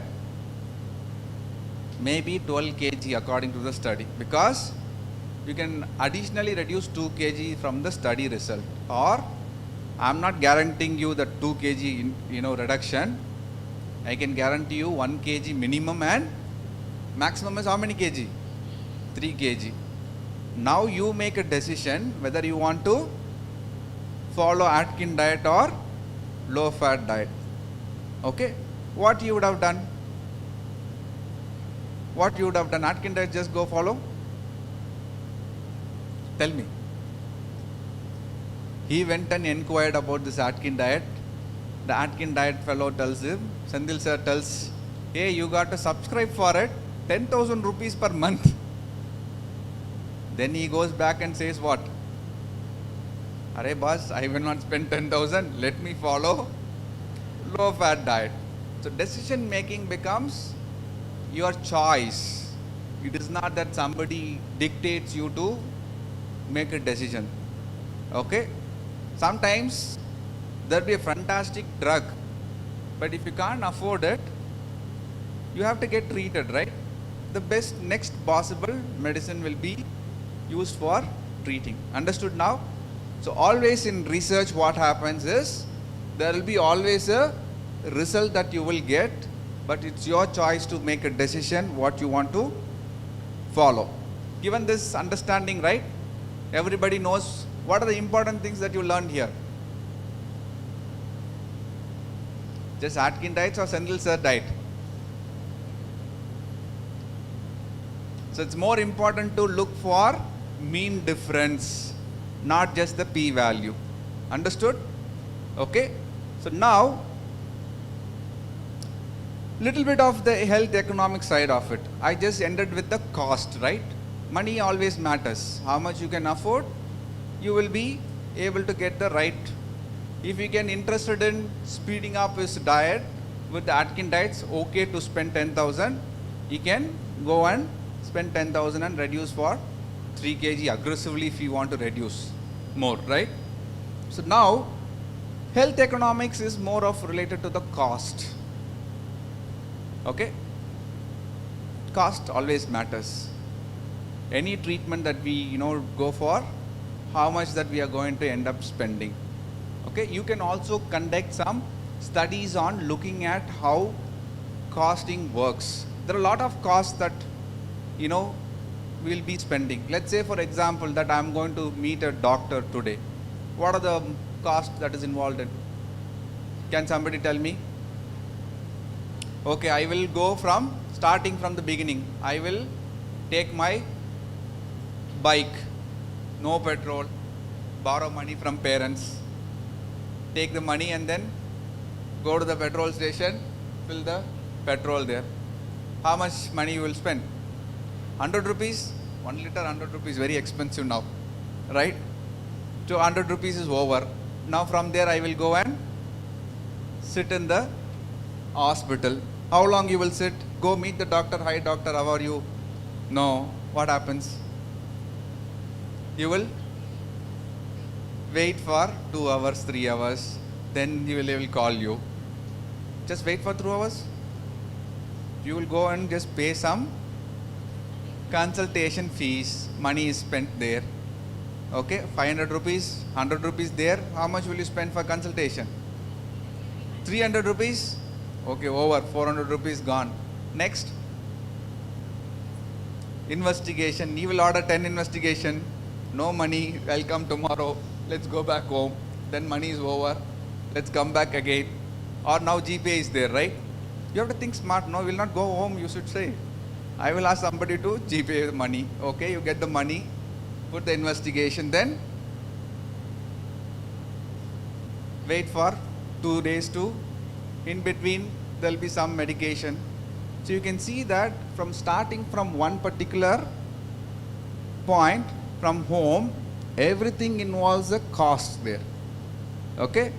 There is a direct cost, there is an indirect cost which has been spent on each of this, right? And there is something called an opportunity cost. Okay, if I didn't have the problem, I would have went for the interview, I would have got a job. This fever has come, COVID has come, I just come here, all of my plans are over. Right? There is a lot of cost involved in, getting the treatment.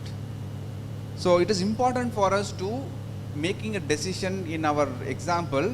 It is not about good treatment, it's about how much money that we are going to spend for this treatment, also very important. That's where health economics comes into picture. There is something called incremental cost effective ratio, ICER. Like we see the mean difference, 2 kg difference. Similarly here, use something called the ICER, which stands for incremental cost effective ratio. What if I take this drug compared to the drug that is available cheaper? How much cost that I'm going to spend extra? Okay, that is how they calculate the incremental cost effective ratio, including opportunity cost and all the various costs, and tell you the number. Okay, why it is important? You go to a government hospital, are you paying for the medicines? No. Why the government is going to, where the government is going to get money from? Tax, right? And where they will purchase the medicine? They will manufacture themselves. They will go to a pharmaceutical company, right? And they want to buy a medicines for entire India. We all know the COVID story, right? Did we pay money for vaccines? No. Government has offered us free. How did they pay? How did they decided to pay that I will pay 10 rupees for one particular vaccine? That is where when the government are making decision, they will use this cost effectiveness in the picture to make a decision. How much I should spend from my taxpayers' money to procure these many vaccines. Okay, that is where this economics comes into picture. We may not know as an individual, but if you want to make a decision for the entire India, you should know about this calculations. Okay, now there are some method available. Looking at this paper, you can just go and take a look at this paper for making some decisions and performing meta-analysis. What they recommend is called not ICER, they recommend is called incremental net benefit. Okay, this is more of an economic subject. Those who are interested in economics, you can look for health economics. You can Google search for health economics and then find the information more about the subject. And these are some calculations which I'm not going to go into the detail. It might bore you. Okay, what I wanted to just highlight here is, if you just take data from UK and you wanted to use it in India, can we just directly use the cost? No. If you work in UK and you come to India, you are the richest person. You go to Gulf, come back to India, you can earn a lot of money, right? So you can see the cost variation is different. So when you try to meta-analyze the data, you have to convert them into a single unit. So you cannot simply add that information here, okay? So there are some calculation which is there in which you should be able to convert using these data calculator there. And coming into the picture, now we got one study for my friend, right? I told my friend, oh, there is 2 kg, 1 kg to 3 kg. You can go and make a choice. But my friend is even smarter than me. What he has done, no? He went and searched in PubMed. Now he comes with 10 studies. Hey, you are a scientist. You told me there is only one paper. Now I found 10 paper comparing Atkins diet and low fat diet. Can you now help me with making decision? What shall we do? We have to repeat the analysis that we have done. For the first study, what is the result? 2 kg to 1 kg to 3 kg is the result. The second study, they are saying that there will be a 3 kg reduction from 1 kg to 5 kg. There is another study people have done. They are saying that there can be a 5 kg reduction with Atkins diet. It can happen, right? People have taken multiple samples from multiple places. Therefore, the result can vary. Now I have to make a decision. That is where this kind of approach comes, called meta-analysis. Analysis of analysis. Okay, now in this, what we are going to get as a result is, let's skip all this unwanted talk. Look at this. How many studies are there? The block is the studies. How many studies are there? I found, my friend found 4 studies that he found from the paper now. What is the first study results tells me? Let's keep this as a keep this as a weight reduction. What is the study? Favors Atkins diet. What the second study tells? Still Atkins diets. This study tells you what? Favors low fat diet. That is in the opposite direction. One is saying Atkins diet is working. Another study, another person tells Atkins diet is working. The third person comes and confuses you. Low fat diet is working. And the fourth person comes and tells me, I don't know boss, you fight whatever you want. So this is the problem when you combine the data together. This is where if you read each study independently, you take advice from multiple people, what is going to happen? You will never make any decision. He will say, you buy this. The other person will say, hey, nee and ida vaangara, just buy the other one. So people will keep on confusing you. You cannot make a decision. That is why multiple studies are confusing you. You have to make a decision by combining all the decide. You listen to everybody, but at the end, what does the data tells you? Combine the results and get a estimate. Okay, that is what is called meta-analysis. Now, how many studies are there? Can you count and tell me how many studies that my friend found? 13, 14? 13 studies are present now. Okay, now I'm going to combine all this result. Okay, and get the diamond. What I am searching for, this is called forest plot. What I am searching in the forest? I am searching for the diamond. Okay, the diamond is the whole combined result which gives me a conclusion at the end. What is the conclusion of the diamond? Don't look at the number, the direction. What is the direction the diamond is standing?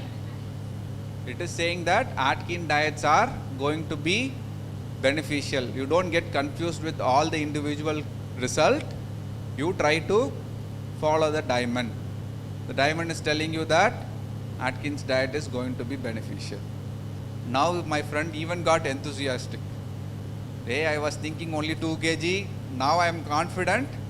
Let me spend 10,000 and go and follow Sandil sir's diet. Okay, let's follow. No water, 8 hours sleep. Is that correct, sir? 8 hours sleep, only once a day coffee. No coffee at all. Okay, you do something to reduce the weight.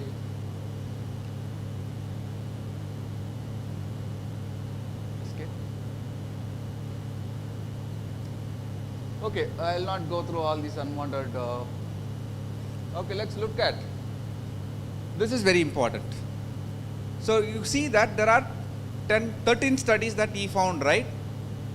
So can I just give equal weightage to all the studies? Why can't I do it?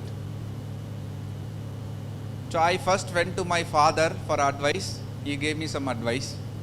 Now I am going to my friend. He has given me some advice. I am going to my professor for advice. I asked all the people, can I just give equal weightage to everybody? Why? Who should I give a more weightage? I want to decide which course that I should study. Who is the right person to ask? Professor, friend, father. Father going to spend money. Professor is a lot of study. My friend is going to a college where he can enjoy. How will I make a decision? Father, professor, friend. Combine everybody together, meta-analyze them. You can do that. Who is the right person? Friend. Great. Okay. So I can go with my friend, but I will give depends on weightage. It's a choice, but in mathematics there is no choice. If you are deciding a course, maybe professor is the right person because he has been in the teaching field. I will give more weightage to the professor's, suggestion. Then I will come to my dad, ask him, can you pay 1 lakh rupees for this course? Then I will go and convince my friend, they come to my college. Okay, you can do that, right? So you can see that the weightage is changing depends on each of the studies. Similarly here, each study gets different weightage. Why? Because you can notice that Each study comes with a different sample size. What is the first study sample size? 5 and 5, 10. Second one, around 50. So which study gets more weightage here? Which one we should give more weight? Who is a professor here? Marion is a professor because he has got lot of sample size, lot of experience, therefore I'm going to give a lot of weight to him. So that is why you can see that when you try to combine different studies together, what you are seeing as here, you can see this box.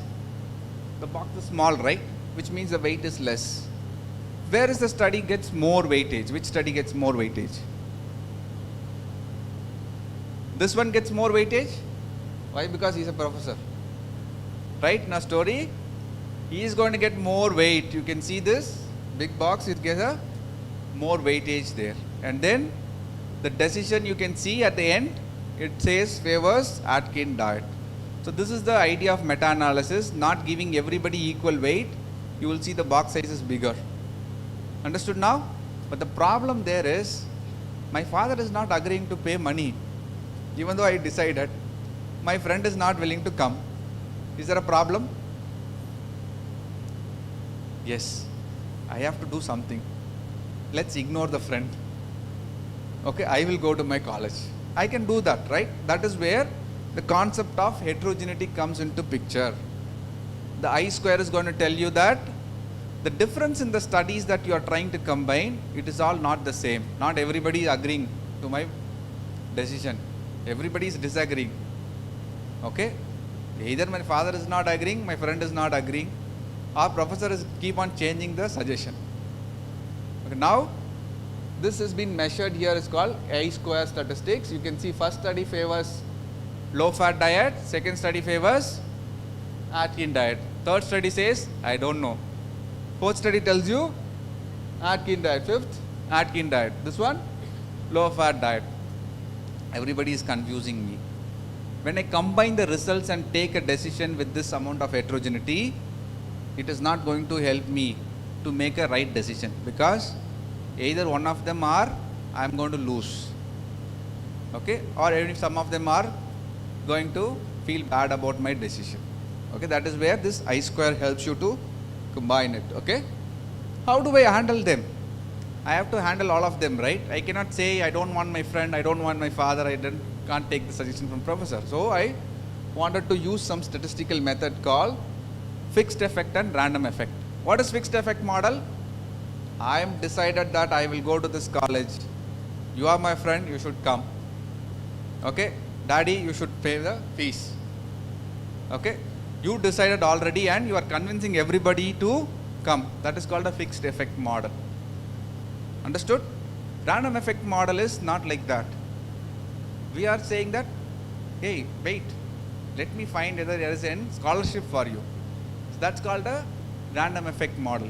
I will join the college, figure out there is some scholarship for you to come, and you will try to make sure that your friend joins the college. So that is where this random effect model comes into picture, not assuming that my decision is the final decision. I will be little flexible to accommodate everybody. Okay?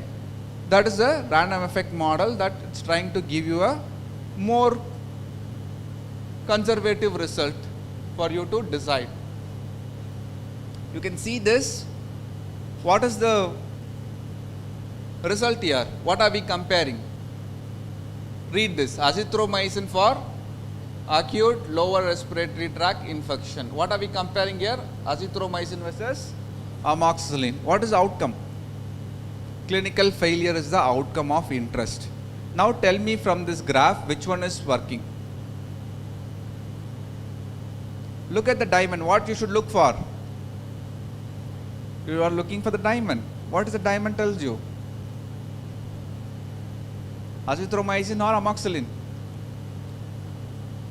Favors treatment. The treatment here is azithromycin. It says that azithromycin is helpful. Okay, that is the decision like a fixed effect model. You already decided and saying that azithromycin works. But what is the amount of heterogeneity here? 82%. Why it is 82? Because the second guy there not obeying the order. He is saying that, what he is saying, the second guy? Amoxicillin is working. How can you say? Everybody is saying azithromycin good. The second guy alone tells that amoxicillin is working. So I have a problem here. I cannot throw this guy out. But I have to adjust this guy somewhere. I have to find a way of adjusting. So what I should do? I will use the random effect model. You can see this random here. When I use random effect model for adjusting, what happens? I will listen to you. Azithromycin works, amoxicillin also works. Therefore, we came to a conclusion, I don't know. Is it a better result? Yes, possibly, because the second guy is not agreeing. I cannot able to throw him out. I have to finally say I agree with him. There is no difference between the azithromycin and amoxicillin, because the heterogeneity is more. They are not agreeing to the result. So therefore, I am okay with whether you use this or use azithromycin. It's up to the clinician to make a decision whether which one is better. Okay? But the heterogeneity can, okay, let's skip all of this. But there is one more problem here. My friend come to me with how many studies? 13 studies. Remember, my friend came to me with initially 1 study. Then what happened next? 13 study. But what if he has done the job correctly? How do I know that there are only 13 studies? Okay, that is where this plot is called funnel plot. Okay, what we have seen before is called forest plot. What are we searching in the forest? Diamond. Okay, what is more important in the diamond? The quality of diamond depends upon I square, whether everybody is agreeing or everybody is disagreeing. Everybody is agreeing means happy ending. Everybody disagrees means lot of problem to you to convince all of them. Okay, I square is important, depends on the quality of the diamond. Okay, now I wanted to go and ask him, hey, you came with me only 13 studies. How sure are you that there is only 13 studies? So I can do something called funnel plot, where you can notice here, there is a gap here I can find from the analysis. Now I am thinking, you have to go back and search again, because I see there is some missing data in the analysis. So you go back, do a search again, and find, is there any study that you left? Okay, now you should be able to see that he has found how many studies? Tell me how many studies are there? 19 studies he was able to find after performing that, and still the diamond tells you favors Atkins diet. Okay, now at the end, what is the I square value? So diamond, quality of diamond is how much? It is, what is I square value? 21%. It is okay, not a great disagreement. I was able to convince everybody and finally made a decision. Okay, now this I square changes depends on how you measure your effect size. Okay, now we are searching for the weight. If you use another outcome, then the, this will change, the I square will alter. Okay, now is there a problem? Tell me how many studies are there, what is the conclusion? 5 studies are there. Is there a problem? I found a diamond saying favors Atkins diet. Is it a good diamond? How is the quality of the diamond? What is I square? What is the second study tells? 87% of heterogeneity. The diamond is not a very good quality diamond, because the third guy there creating a problem in my analysis. What we should do?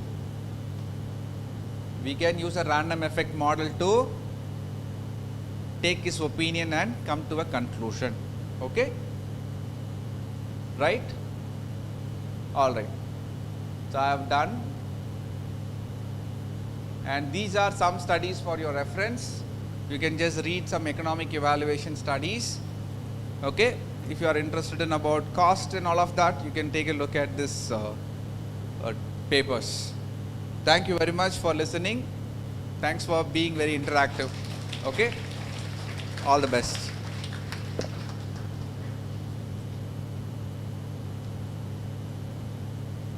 Thank you, sir. Any questions on to interaction? I Yes, sir. request the chairperson to provide the insight on the session. Yeah, it's a very wonderful session. It is very useful. It is very useful for the PharmD students for their research work, and staffs who all are doing for PhD work. So this meta-analysis is actually last 10 years actually booming. So many studies we can see that if we are can't able to publish in original research work, we can simply sit in front of the computer, we can search lot of articles, and we can simply extract the data, and we can make a meta-analysis and we can publish in a good journal. Only we need a nice idea for that meta-analysis, that research question. That is very important. You can discuss with him, and if you are having any ideas, you want to do a meta-analysis, please contact him and he will give you nice ideas and how to do that. That is the way you can make yourself publish more article. So PharmD students in future, you have to come with a lot of publication that will be useful for your future. Thank you, sir. Thank you for your nice presentation. And actually I would like to point that I also got trained in statistics from Christian Medical College.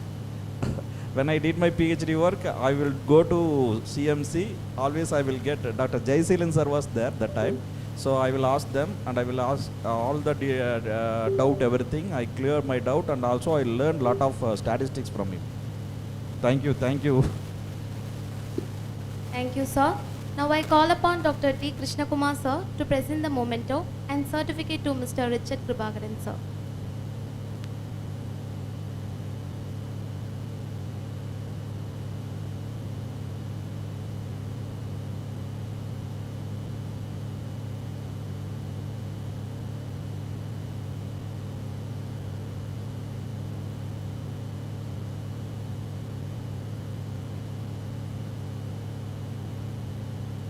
And I request our principal Dr. G. Muruganandan sir to present the certificate to Dr. D. Krishnakumar sir.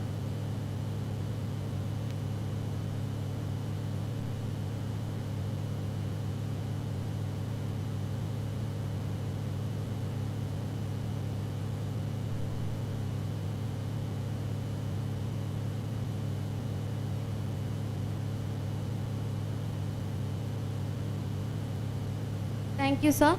It's time for the lunch break. I request all the participants to assemble by 2:20 p.m.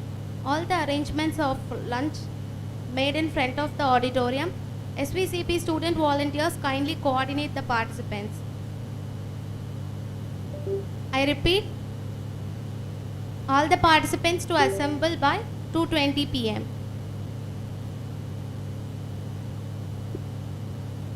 We will continue the session of CPP IGS 2024, sponsored by ISPA, Renew by, and Ashtangam Ayurvedic, Trichy.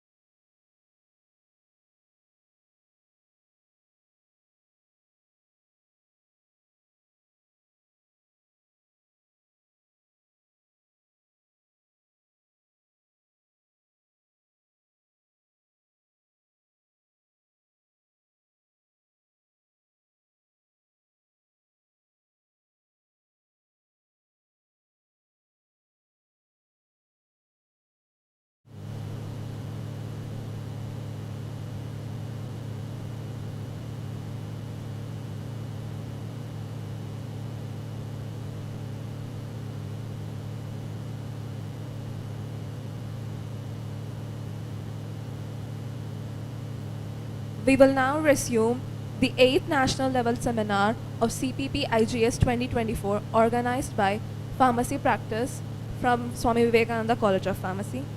If you are working on someone that you care about and you don't have to be pushed, the vision pulls you. Now it's time for the next session of Clinical Pharma Practice Indian and Global Scenario sponsored by ISPOR. I take immense pleasure in introducing the chairperson for the next session, Dr. Suresh Velaidam, sir. Dr. Suresh Velaidam is a distinguished pharmacologist who currently works as professor and head of the department of pharmacology at Annai JKK Sampurani Ammal College of Pharmacy, Kumarapalayam. He earned his PhD from Sunrise University, Rajasthan, and M.Pharm from Annamalai University, Tamil Nadu. With expertise in pharmacology, drug design, molecular pharmacology, and clinical toxicology, Dr. Suresh has guided 5 gold medal students and received accolades for his research presentation. He has published significant work, including the book Cancer vs. Natural Origins and numerous research articles. His recent publication in the Journal of Research in Pharmacy explores neuroprotective effect of ethanolic extract of Pidalium murex lin leaf in 3-nitropropionic acid-induced neurodegeneration. He has also delivered a seminar on novel approach to drug discovery using reverse pharmacology at an AICTE-sponsored faculty development program. I request Dr. V. Suresh, sir, to start the session with a brief introduction of our speaker.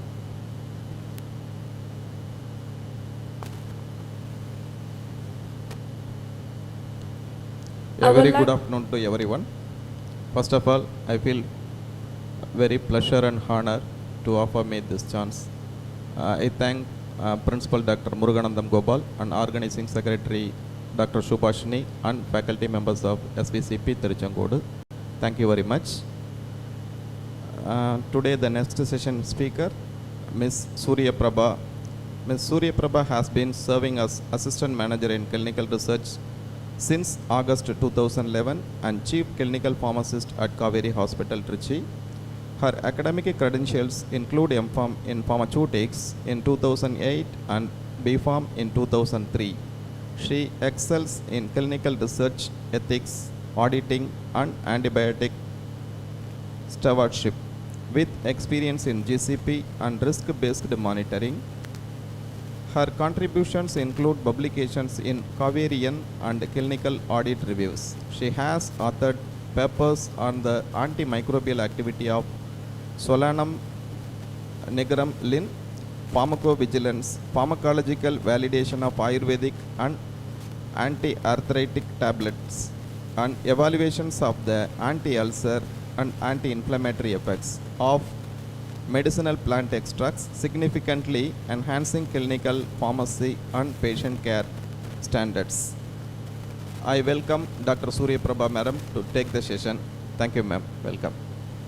I would like to call Dr. Suresh Velaidam, sir, to present a token of gratitude to the speaker of the day, Mrs. Surya Prabha, ma'am.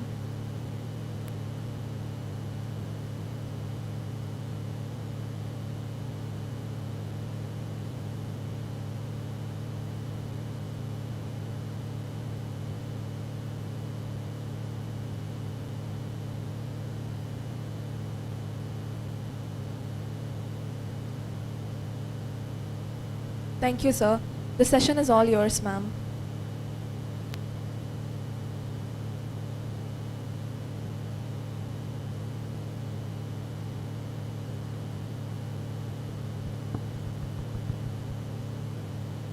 Good afternoon to all.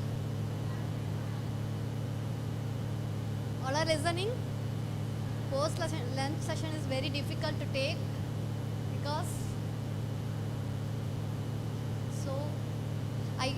first of all, I thank Dr. SWAMY VIVEKANANDHA College of Pharmacy to giving me this opportunity to take this session. So, I joined Kaveri Hospital previously 12 years back as a CP. Now, I am Assistant Manager in Clinical Research. I am holding all the CPs in these hospitals. So, across the 12 hospitals, I am leading. So, today I want to take about what is the role of clinical pharmacy and their clinical research works. You know about the clinical pharmacy roles. But in clinical research and methodology, what are the opportunities are there in the healthcare system?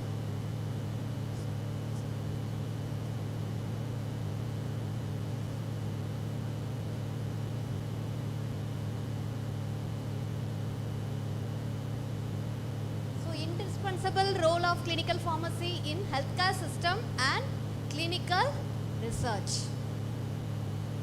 So you know about what is the role in CP, clinical pharmacist role. What is there in India?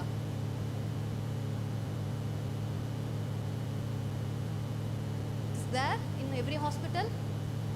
No. Few hospitals only having the clinical pharmacy roles. Now it is in growing system. But we have to establish this one. Because many PharmD graduates are coming every year. How many are coming?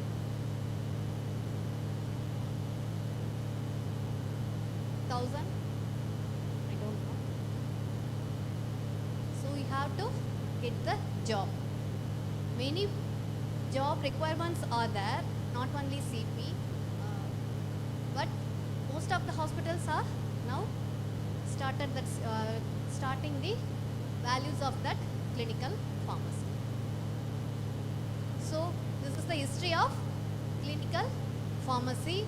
So because of that incident in 1962 thalidomide tragedy, what is that? Huh? What happened in limb? Okay. So from that they know that value of the clinical pharmacy. So every drug is giving some side effects or any positive or negative points. That will be happen. So next is the phenytoin toxicity. Phenytoin also very toxic drug. So in CP is the infancy stage only. 1968 to still now is the 2024. Now it is also a infancy stage only. We have to change that one. So in vital role of clinical pharmacy in modern healthcare, many roles are there. So in every hospital, this CP is there in hospital means what is their role means they have to only concentrate on the medication error. That is not only medication errors. Many data analysis, cost effectiveness, qualities, NABH accreditations help. All are there. Roles are there. In quality department, CPs are there. So CP's role is very much. Then monitoring the patient's progression. So what is there? Treatment happen to patient. Then training and educations and team building and research and evidence-based practices and clinical trials. Some hospitals is having the clinical trials. So collaborative care and interdisciplinary.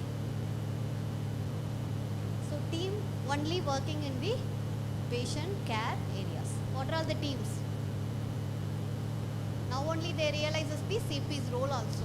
Previously doctors, nurses and other persons. Now physician assistants, clinical pharmacists, dietitians, their role are very important. So we have to establish the CP's role in hospital means what are the skills we needed? Anybody tell? Good communication, then more knowledge, drugs knowledge we have. Other than that, decision, then monitoring, side effects, then treatment plan. We have to give the inputs, then leadership skills. That is very important for every pharmacist. If we manage one team means we need the leadership skills, then adaptations. If somebody is scolded us means what have. So adaptability is very important because many people are refusing us. You are the pharmacist only. we don't know about the patient care. Like that they are telling. So adaptation is very important. Then good knowledge about the therapy and protocols. Many SOPs are there. That good thorough knowledge about the protocols and standard treatment guidelines. STG is every day it was changed.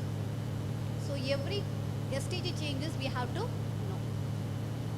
So updation is very important and strong decision making skills, then choosing the right medicines. That is there in the prescription audit. So these are all the roles of CPs in hospitals. Some hospitals having some departments, some is not having. For example, toxicology department and therapeutic drug monitoring department is not having in the some hospitals. So some hospitals having the all the departments. So these are all the responsibilities of CPs. So we have to everywhere in the medicines is there means that is our responsibility. That is the main role for CPs. So medications in ambulance, medications in emergency department, medications in where.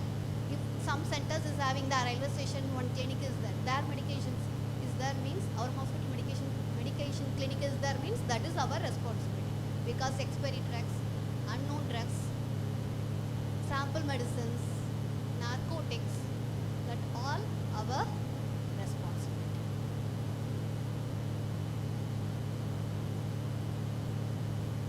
So you know about the medication errors. Medication errors will cause what happened to patients? What happened? If any medication, for example, one administration error is happened. Silly errors also happen. I know, 12 years I was there. So some eye drops put it in the ear drops put it in the oral.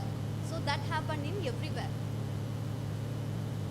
For example, any nebulization medications given to eye means what happened? That will create the major problems to the patients. So we have to give the more training to the nurses, healthcare professionals, all are our duty. Everything about the medications, that is very important. That is our prime role. So what happened means if sentinel event like errors have, what is sentinel event? Anybody want to tell me? Sentinel event. Near miss. That all are there in medication errors only. Sentinel event and near miss. Near miss means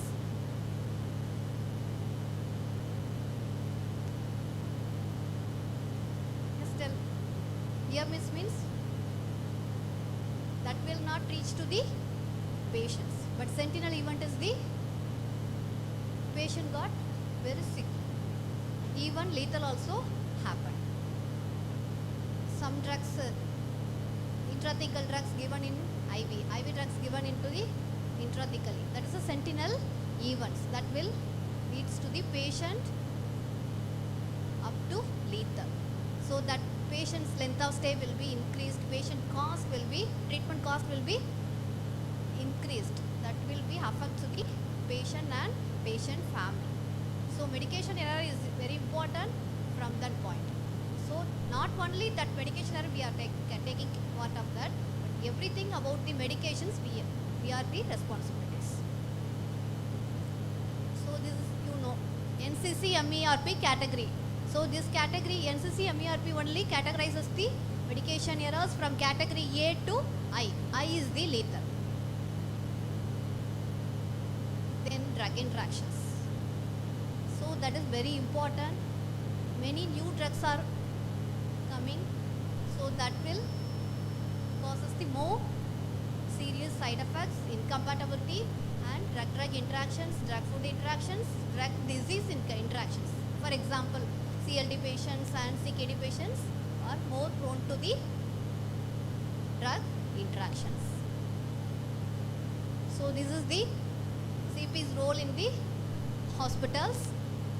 So medication history is taken, then checking the prescriptions, patient monitoring, ADR monitoring and drug information specialist, clinical research activities, then triggers monitoring. I will tell about the triggers later. Lab comparison I will tell later. Drug alerts monitoring monthly. Every month PVPI given the drug alerts based on the ADR we are reporting. Then drug recall. So that also happened. That is the our role also. Then PTC committee, that is our responsibility. CP's role main for PTC committee. From that only we have to include or delete the drugs in the hospital formularies. Then SOP creations, drug formulary maintenance, antibiotic usage monitoring. That is also very, for AMR, that is very important. New drug order form, that is any new drugs will be coming to our hospital, that is also followed by the new drug order form. New drug entry in the formulary, cost effectiveness monitoring, then quality department works, and any enquiries regarding the medications, clinical audit and clinical governance. Clinical governance I will tell later. So this we followed in our hospital that lab comparison. So what is this? These are all the triggers we monitored. What is their lab comparison means? For example, one patient coming with HP 10.9. After 4 days, patient 7.5. This is critical or non-critical? Critical. How we know? Because 150 patients is there in hospital means how we know? Every patient we are monitoring is very difficult. So we have to monitor significant cases, significant patients based on these triggers. That one of the triggers is the lab comparison. So from that will pop out in our hospital information system. So lab comparison, that patient will be pop out. So we have to go and see that patient why HP low. Another one example, urea creatinine. Patient coming with normal RFT values, urea creatinine. After that it will be patient going to AKI, acute kidney injury. So urea creatinine will be mildly increasing. So in that time what we will know? So 100 patients is there. 100 patients investigations we are monitoring is difficult. So that lab comparison will helpful to monitor the patients. So hospital induced AKI we have followed from that lab comparison. So like that we are having the many triggers that we created only. Some based on the standard protocols. So this is the examples. So hospital acquired AKI. Any surgery that is anesthesia induced event happened means normal procedures, CT brain taken or MRI brain taken means we have to go and see. Any drug related complications happen to patients. So not all the patients are popped out. Only few patients only popping out the like that. Then any normal patients purchasing the Texacycline, tranexamic acids, that we have to check. From that pop-outs, we have to choose the patients and go and see the patients, their protocols.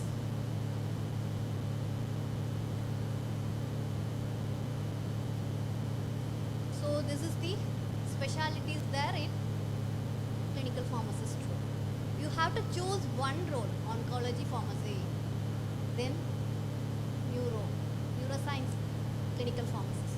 Like that you have to choose after 1 or 2 years experience. Then that will narrow your roles in the clinical research. So here that much of departments are there. So you have to select and choose that particular department specialist. So this is the antimicrobials list available in our hospitals. So up to ceftazidime avibactam is the latest one. So this also popped out the higher antibiotic patients list from that report. We have to go and see the patients, then any wrong antibiotics prescribed or de-escalation not done, escalated needed, that we will monitor. So this is new heading. Anybody know about the clinical governance? No. So this is a newer one in India. Clinical governance means to enhance the patient care. Patient quality of care will be enhanced by clinical governance team. In that clinical governance team, nurses are the pharmacists are the doctors are the clinical pharmacists are the, but major role in nurses and clinical pharmacists, because we only analyzing the patient medications, patient's investigations, patient cost, everything we have knowledge, thorough knowledge about that. So we are the part of clinical governance team. So this is the framework through which healthcare organizations are accountable for continuously improving the quality of their services and safeguarding high quality of care. So because of that care only, we are in abroad it will be there, but now in India, some of the hospitals having the clinical governance team. Anybody know about the medication reconciliation? That is also one of the our job role. We have to take this from histories to up to discharge. Example I given. One patient taken methotrexate weekly once, but they taken around daily. But that patient died because of that drug. So lack in the clinic medication reconciliation, that will be happening. So finally, that is a discharge medication advice is very important in OP and IP discharge. Therapeutic drug monitoring department also is there in some hospitals. So what are the drugs for TDM? Phenytoin, digoxin.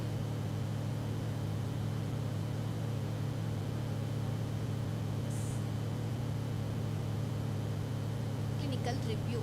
So this clinical review, we have to review the patient case studies. So patients admitted to up to readmission also review. Every patient outcome was reviewed from that clinical review. So then clinical research, all of that already I told that all are clinical research. Data analysis, newer one, we have to analyze the patient outcome, patient cost, what are the investigations newly coming, what are the new drugs are arrived, what are the side effects, what are the interactions, that all are analyzed from the data analysis. So, apart from clinical team, other teams also entered here because the computer science department only doing the clinical data analysis, but we are helping. So, for example, in 1 year, one hospital is having the 1,000 patients. So, nearly 20 hospitals we are monitoring, means 20,000 patients are, patient records are there. How we manage that 20,000 records? One disease only we have to identify, means how?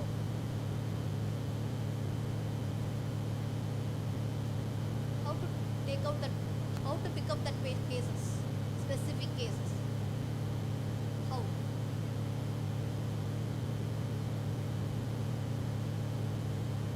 ICD is there, na? ICD code is there, na? From that ICD codes, we have to pick up that particular cases. So from this data analysis they are doing.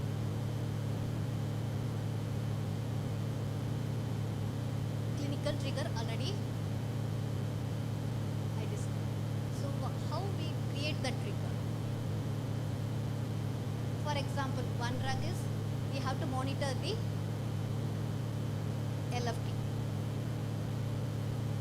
How to check that one?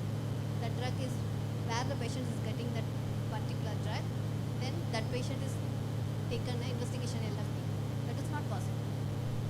So from that drug purchased, that IP number, to that patient's investigations LFT is taken or not.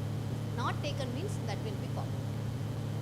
That coding we have to, coding means that computer science department will doing. That coding we have to create. That particular problem we have to tell to that IT department.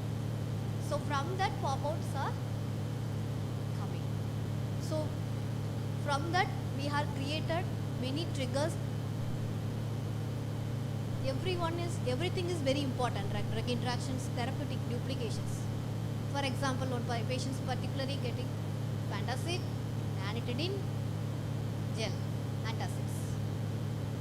Every 3 drugs is getting. So that will be problem. Otherwise, beta-lactam antibiotics is getting means 2 beta-lactam antibiotics getting, that will be problem. From that, we have to small problems are identified and that will be created as a triggers. Then high-risk medications. What is that high-risk medications? That checklist also we are only monitoring. How many are there? Nearly 40. What is the importance for high-risk medications? If you are going to other hospitals, clinical pharmacist role, that is important, high-risk medications. So that list we have to create. Who is creating? Clinical pharmacist only creating. That high-risk medications, we have to double check from dispensing to administration. That is very important.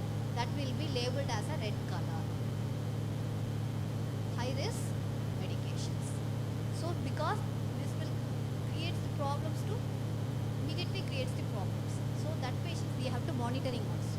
So for monitoring purpose, that list will be created. Then Avildexa is only created the first created the triggers. If any allergic happened, ADR monitoring centers is there. So any rashes or allergics or that they are not telling about that any reactions happen to patient. We only checking that patients how any Avildexa purchase means any allergics has happened. That patients only. Then trials to usage. That is very important. Which drug do not give to the rice tube?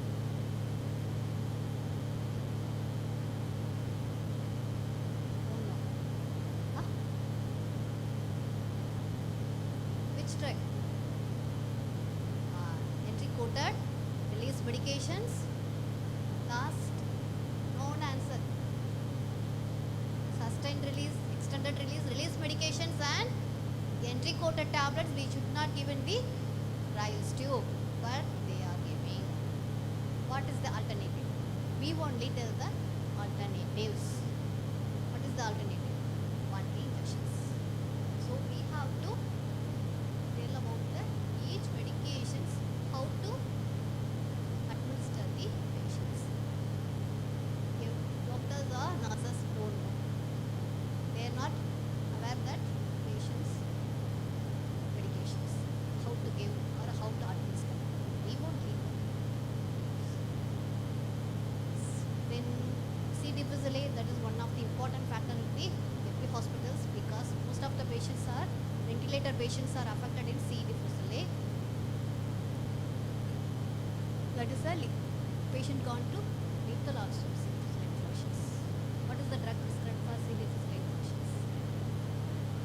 No metadone, that is not working now. Vancomycin. So if vancomycin prescribed means we have to check any infections are there. That is the role of the clinical pharmacist. Higher antibiotic usage, DVT. DVT happen in every bedridden patients, surgery patients. So what is the trigger means? They are purchasing thrombolytics or stockings. That is not purchase means we have to tell them to purchase or give it to the patients. That is very important. Then albumin usage. This report is very helpful because albumin cost around 8,000 rupees. Then it will easily produces the allergies also. So that also there in albumin. Based on the hypoalbuminemia, not only hypoalbuminemia, most of the cases hypovolemic patients albumins are prescribed. CKD patients they are prescribed, but that is not a good protocol. Next, active patients survey. In a hospital we are monitoring active patients and discharged patients separately. In one sheet itself, what are all the drugs purchased, what are all the investigations they are taken, and their values all are there in one sheet itself. From that we have taken the significant cases, then go on the rounds and seeing that patients. So this list will be more are there less only I am placed here. So our main role is the patient safety. This is also one of the part of that our programs, antibiotic stewardship programs with HIZ, nurse, clinicians, HIZ committee are there. We are also one of the participants. We are only given the what are the higher antibiotics used in the hospitals in the 3 months or 6 month status, and what are the antibiotics used, what are the infections are there in hospitals. That and hospital acquired infections, anything is happen, that also we have to fix them. This is the newer one, clinical audit. Anybody know about the clinical audit? No. In every hospitals they are doing clinical audit. Clinical research is different. Clinical audit is different. Clinical audit means anything small problems are arisen, we have to correct that one. For example, I will tell. In cardiac patients arriving to hospital means they are prescribing what drug? Lipid drugs. Atorvastatin 40 mg. For up to 5 years they are taken atorvastatin 60 mg or 40 mg monthly. They are not taking lipid profile. That is also one of the study. So how many patients are getting lipid lowering agents? Then how many lipid profiles are taken? So nothing doing. Only drugs only. So every 6 months we have to checking the lipid profile. They are not doing. After analyzing, we have to place it in the clinical review meeting or doctor's meeting. Then only they are realizing the need for investigations or drugs, anything. Simple example, that one. Like that, any problems arisen, we have to do the audits. Simple audits, 100 patients, 50 patients, not clinical research like 1000 patients, 2000 patients. Only simple 50 to 100 patients data.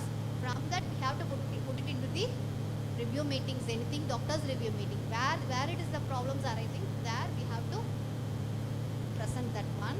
Then only any changes has happened, that cycle will be rotated. So from identify the problem, so what is the standards are there?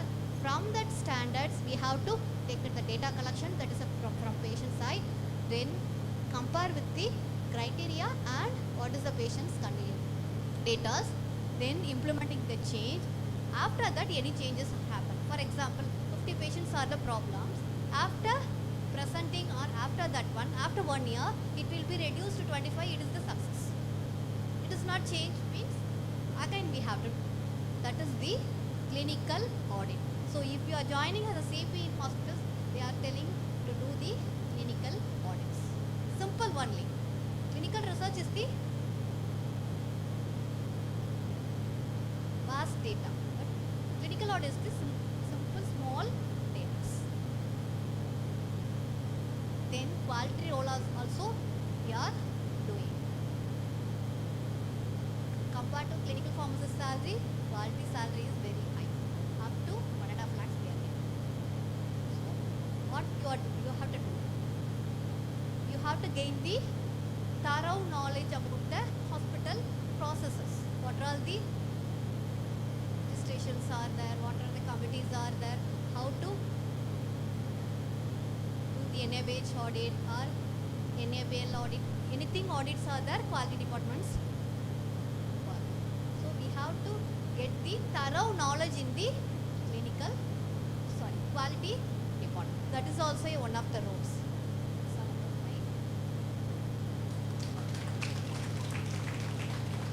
So many job roles are there, research and quality and CP.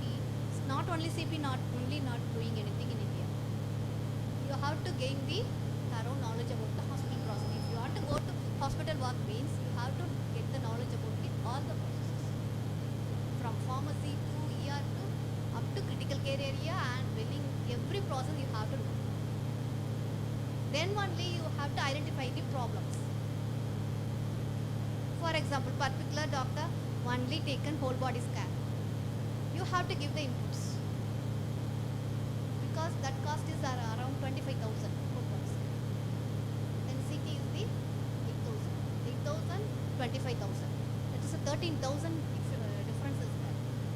That you have to identify and escalate it to the management. For that, what is needed? You have the thorough knowledge and courage is there also needed. They are scolded. It is not your work. You can't do it. But we are only for patient work. Is that clear? Last. Any questions? Dear students and faculties, it's open session for questions. Especially PharmD students, clinical pharmacist, it's your role. Madam explained practical examples with neatly. Any questions, please?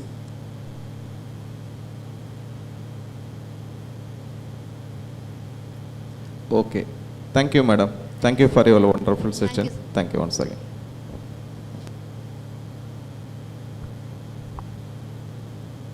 Now I call upon Dr. V. Suresh sir to present a memento and certificate to Mrs. Surya Prabha ma'am.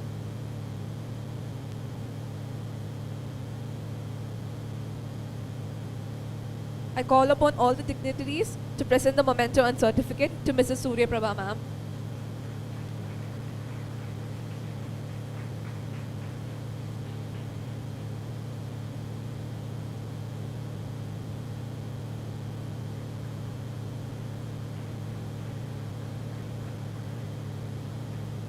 I request our principal sir, Dr. G. Muruganandan sir, to present the certificate to Dr. V. Suresh sir.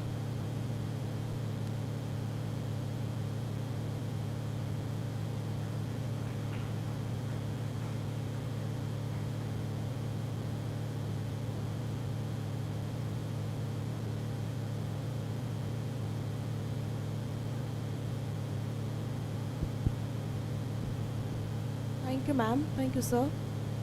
Now we can move on to the next session of Clinical Pharma Practice, Indian and Global Scenario, sponsored by ISPA, the Tamil Nadu Dr. MGR University, renewed by Anashtangam Ayurvedic.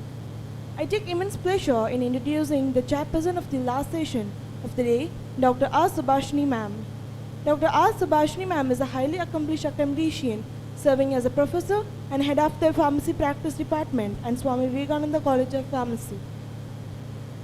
She boasts an illustrious academic trajectory culminating in the attainment of her M.Pharm in 2008, followed by PhD in 2014, with an impressive 17 years tenure in academia and an additional 5 years in the industry. Her contribution include a significant Indian patent and 30 international publications, showcasing her profound impact and global reach in her field of expertise. She has participated in numerous conferences and workshops, attending 10 national and 30 international conferences. She was recognized as a PhD guide by Tamil Nadu Dr. MGR Medical University and provided invaluable mentorship to 58 research scholars. Dr. Subhashini is a life member of Indian Pharmacists Association and Association of Pharmaceutical Teacher of India. Her Google Scholar matrix include 87 citations and H index of 4 and an I-10 index of 3. She continues to make significant contribution in the field of healthcare.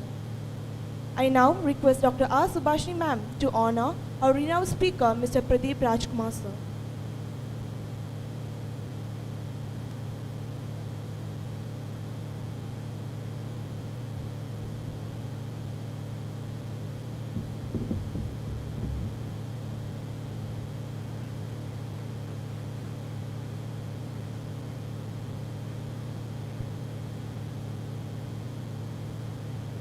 Thank you, ma'am. Thank you, sir.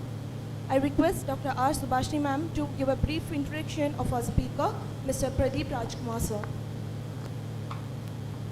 It's my pleasure to introduce Mr. Pradeep Rajkumar. I welcome you, sir. Dr. L.A. Pradeep Rajkumar, an accomplished academician and clinical pharmacologist, is a reader in the Department of Pharmacy at Christian Medical College.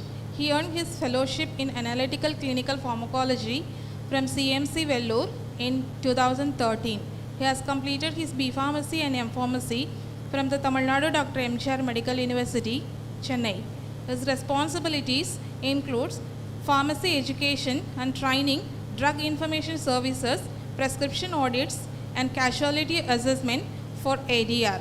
His research focuses on the chronosensitivity and chronopharmacology of centrally acting drugs and the evaluation of antitumor activity.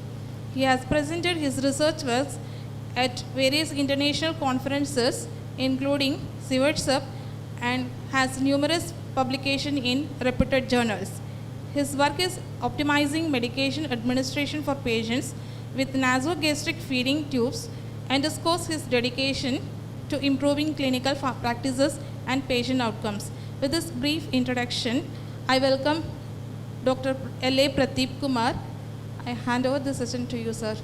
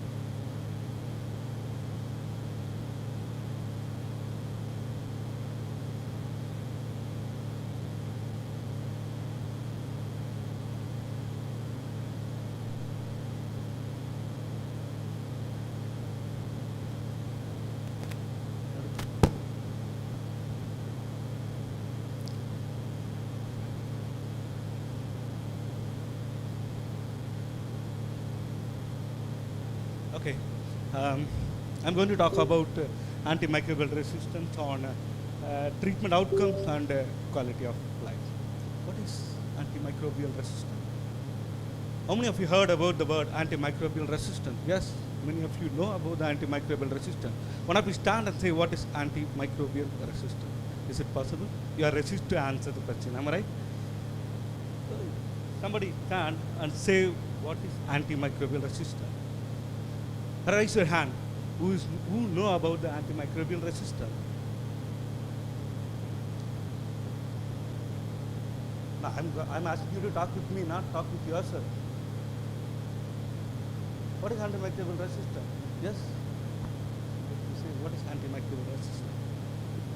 Antimicrobial resistance is actually a resist by the bacteria not to effectively act by the antibiotics. Okay? It's a resistance created by the bacteria that antibiotic cannot be able to work on it. That is called as antimicrobial resistance. Sir Alexander Fleming, okay, he gave a quote in New York Times in 1945. The microbes are educated to resist penicillin, and a host of penicillin-fast organisms is bred out. In that particular cases, the thoughtless person playing with the antibiotic is the right responsible for the person who is going to die due to penicillin-resistant organism. The person who is misusing or abusing the antibiotics, and that antibiotics, if it kills the person, that person who is abusing is the right responsible for this person going to die. But what he said, I hope this evil can be averted. In 1945, Sir Alexander Fleming said, it will be averted. Is it averted? Is it averted? No, it's grown well now. Am I right? Some real stories I would like to say about the microbial resistance. My father-in-law, he is actually a military man. He was a retired military officer.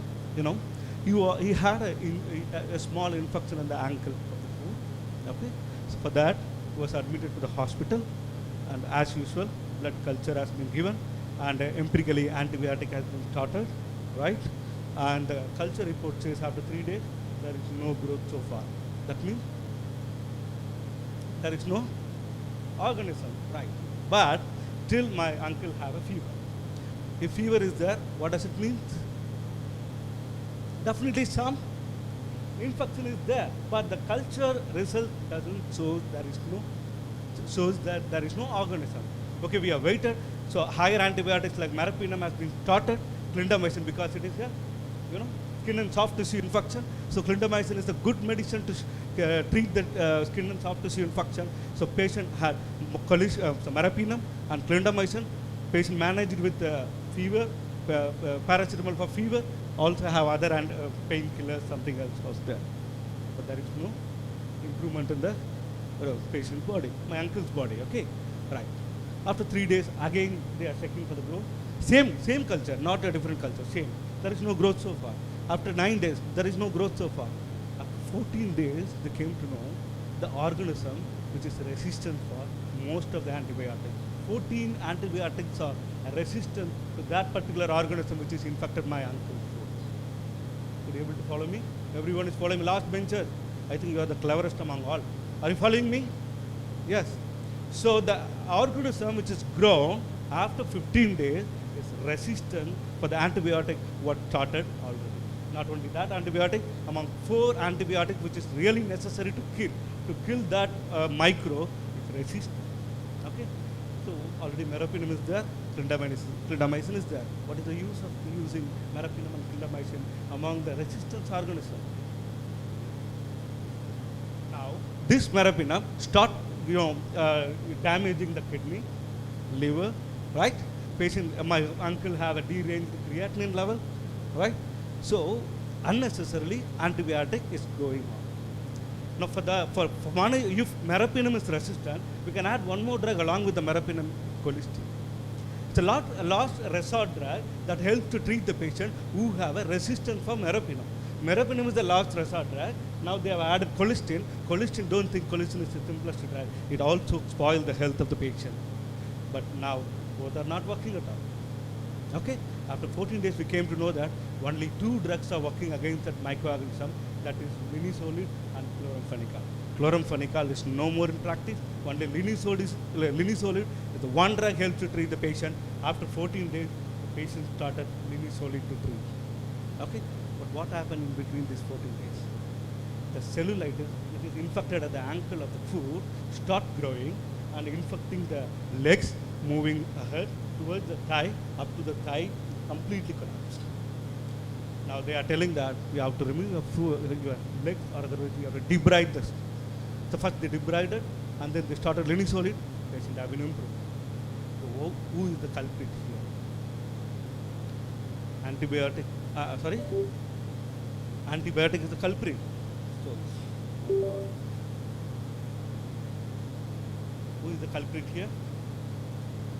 Resistance organism? No? The person who abused antibiotic is the culprit here, that grown a resistance organism which is infected to my uncle. Could you able to understand the problem here? Antibiotic resistance is not a problem of a professional, it's not a problem of a particular person, it's not a problem of a pharmacy, it's a problem of a globe. It's a problem of a mankind, society. Understand? That is why I'm taking much time to explain you about what is antimicrobial resistance. None of you go from here without knowing what is antimicrobial resistance. Right? Raise your hands, everyone coming with me. Right, thank you. Next. I wanted to say another story, but we have no time. Let's go to the top. Yes. Indian Council of Medical Research, they have published this article in the year 2021. Microbes resistant to last resort antibiotics, such as carbapenem, cause severe infections such as ventilator-associated pneumonia or hospital-acquired pneumonia, bloodstream and urinary tract infection. When meropenem is actually, resistant to the organism, the second line treatment is we can add the colistin, which is known as last resort drug, till as overall susceptibility of 96% with E. coli and over 90% with Klebsiella, but colistin resistance is also growing now. When meropenem is not working, we can add colistin to improve the patient. But if colistin resistance is also developing, then what is the other alternative treatment to treat the patient? It's a last resort drug. There is no more antibiotic to possess any kind of action against the bacteria. If colistin resistance is also developed, ultimately we cannot do anything. We can leave the patient at all. Right? So responsible use of antibiotics is very important. Now the another study. another paper publication, publishing said 40% of infected persons with superbug in ICU die in 14 days. 10 பேர் admit ஆனால் அது 4 பேர் செத்து போயிடுறாங்க because of resistance. But see here, almost 9 out of 10 patients with drug-resistant E. coli infection would get better when prescribed antibiotic imipenem.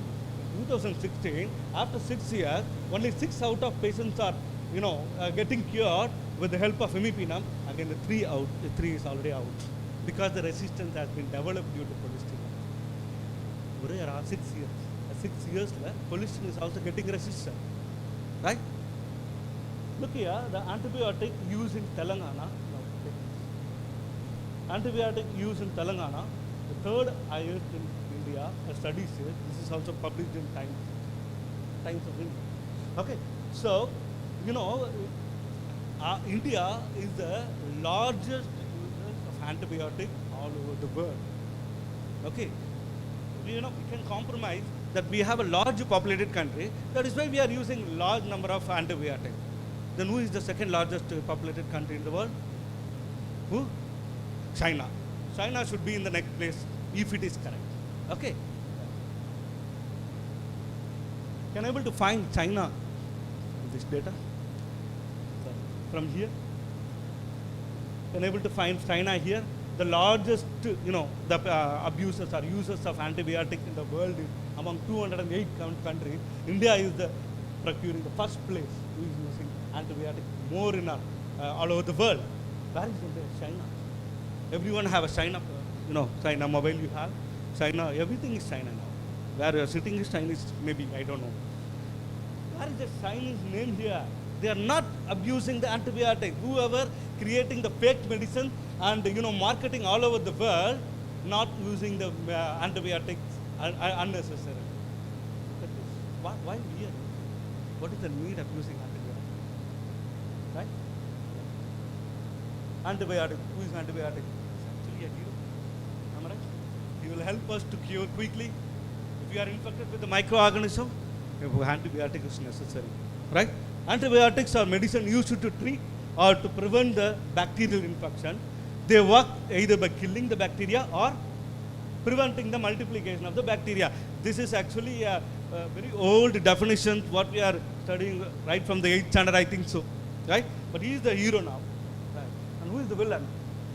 Bacteria found everywhere where you are sitting. If you take your hand, UV radiation, you can find many bacteria are sticking in your knees. All the place.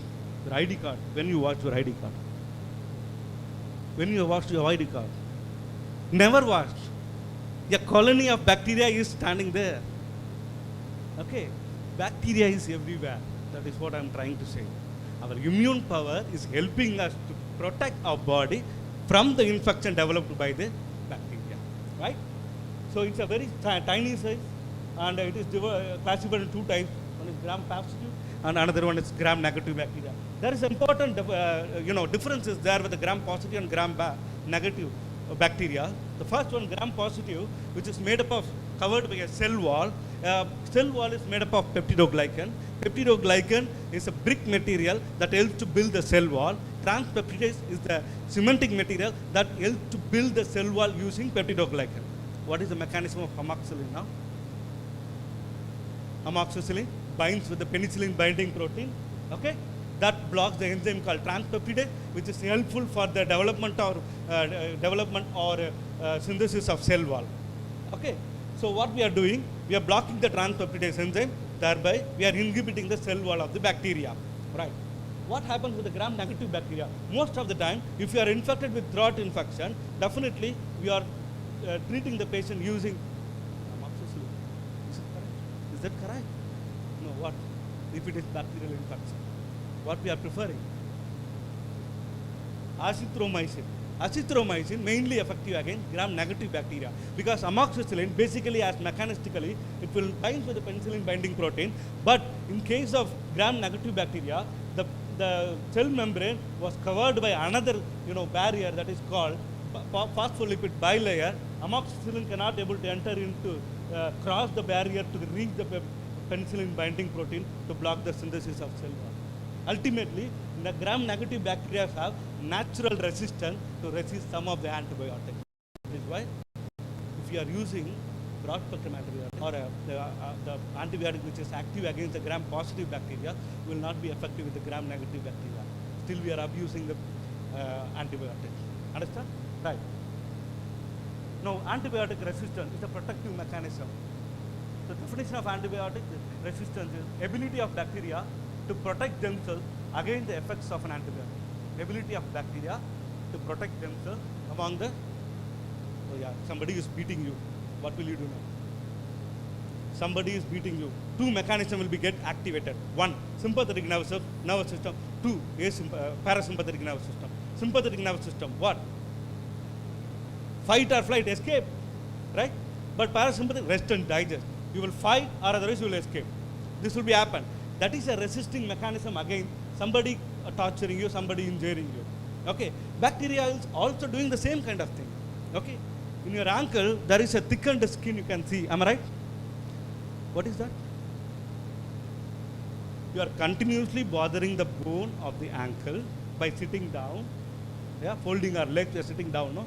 Continuously bothering one particular part of the body. It gets thickening because to resist the injury developed due to the pressure.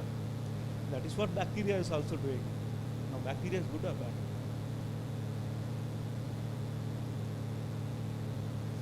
We have an immune response to kill any bacteria. When it overcomes only, we can't able to tolerate the response developed due to bacteria. Understand? We have an immune response. But if resistance bacteria, if it is developed, the responsibility is completely fall on us. Understand? Right. The clinical consequence of antimicrobial resistance is therapeutic failure. There is no more response for the antibiotic. Understand? And these are all the causes of resistance. Maybe over-prescribing by the doctors or the physician, poor compliance to the with the antimicrobial agent, unnecessary antibiotic usage in the animals, poor infection control in the hospital setup, and poor hygiene and sanitary practice among the healthcare professions and the hospital staff, and finally lack of rapid laboratory test, one among the reasons why the antibiotic resistance is developed. How bacteria resist antibiotic? In two ways. Either to stop the antibiotic from reaching its target at a higher concentration, or to modify or bypass the target that the antibiotic acts. Either to stop or modify. Okay. If you want to go, if you want to enter into the this hall, what is the way to go inside? There is a door. If the door is partially closed, the stout obese person can able to enter. If the door is completely closed, very less place is there to enter into the room. Is it possible to do? So something we are modifying not to enter inside the room. Am I right? That is what bacteria is also doing. That antibiotic cannot able to perform or produce any action against the bacteria. That is resistance. Two mechanisms. One is stop the antibiotic reaching its target, or modify or bypass the target that antibiotic acts. Right? Now, how it stops the antibiotic from reaching its target? Okay, it pumps the antibiotic out of the bacterial cell by the efflux pump, which is already present in the cell wall. Frida, are you coming with me? Second one, decrease the permeability of the membrane that surrounds the bacterial cell. It decreases the permeability of the antibiotic inside the cell, or inactivate the antibiotic with the help of alternative inactivating enzyme, and modify the antibiotic structure that will also resist the antibiotic not to produce any action. And second mechanism is, so I have a story about this. So, I think you know about this story. What is it movie? Endira. He is the hero of this movie, and he is not a hero, but he is a villain. Later he became a villain. Am I right? So okay. So antibiotic want to kill the bacteria. Endiran movie nyabarka? Yeah. The persons who are looking similar to the villain will be created, has been created by the main villain, and was those robots are roaming here and there, that the hero cannot able to identify who is the real villain. Okay, so he is the bacteria. He synthesized the enzyme called beta-lactamase, which is rotating around the bacteria. Now the antibiotic, which is actually want to bind to the beta-lactam ring, penicillin binding protein, but he couldn't identify. It binds with all the enzymes which resembles the penicillin binding protein, and that at the end of this, the antibiotic cannot able to possess complete action against the bacteria. Now, our ultimate aim is we have to kill all the gundas. Okay, villain kuda irukra ella bodyguards nama kill pannu. That is why we are giving a beta lactamase inhibitor will start blocking the action of beta lactamase. Now the bacteria will be set free. This antibiotic will directly attack the bacteria and kill it. Understand? It's a very simple mechanism. Villain kuda adiyala irukanga. Ar hero vararu. Villain paatha ellarum ore mari irukanga. Yaar villain yaar hero nu theriyala. Hero villain appo kill panni aganum. Adanal ஒரு specialist அவர் கூட கூப்பிட்டு வராரு. Maybe heroine வச்சுக்கலாம் நீங்கள். Beta lactamase inhibitor அவங்க தான். They will black. ஹீரோயினுக்கு ஈஸியாக கண்டுபிடிச்சிருவாங்கன்னு நினைக்கிறேன், யாரெல்லாம் இல்லைன்னு சொல்லிட்டு. ஸோ பீட்டா லாக்டமேஸ் இன்ஹிபிட்டர் கம்ப்ளீட்டாக அது எராடிகேட் பண்ணிட்டு பாக்டீரியா ஃப்ரீயாக இருக்குது. அவர் hero directly attack the bacteria and kill. இந்த மூவி நீங்கள் யோசிச்சு பார்த்தீங்கன்னா it exactly resembles the antimicrobial resistance and the action of antibiotic. Okay, I think we understand now very clearly what is antibiotic resistance and what is the effect of antibiotic over the bacteria. Right. Second mechanism, modify or bypass the target. Camouflage the target. Camouflage the target is nothing but a structural alteration where the antibiotic bind. Okay, I want to bind with somewhere. When I go karno, if it is fit for me, I will sit here. It's very small. If it is very small, I cannot able to sit one. If it is very big, I will sit at the corner of that. I may fall down from the chair. That is what happening. It's changing the target side, the structural conformational change of the protein where the antibiotic binds, so that this antibiotic cannot able to bind with the binding protein. Right? Then express the alternative protein. It's nothing but it expresses many alternative enzymes which is looking like the binding protein, and that also the same problem what I told you already, similar. Right. Third one is reprogram the target. For example, the drug which binds with the 50S or 30S subunit of the bacteria, ribosome, will be altered so that the drug cannot able to bind that to produce the action. Understand? Ultimately, these are the mechanism what bacteria develop itself to resist the antibiotic, not to produce any action over the bacteria. Right. Now transferring, how it's spreading. Okay, in three ways it's spreading. One is transformation, conjugation, and transduction. This is called as horizontal gene transfer.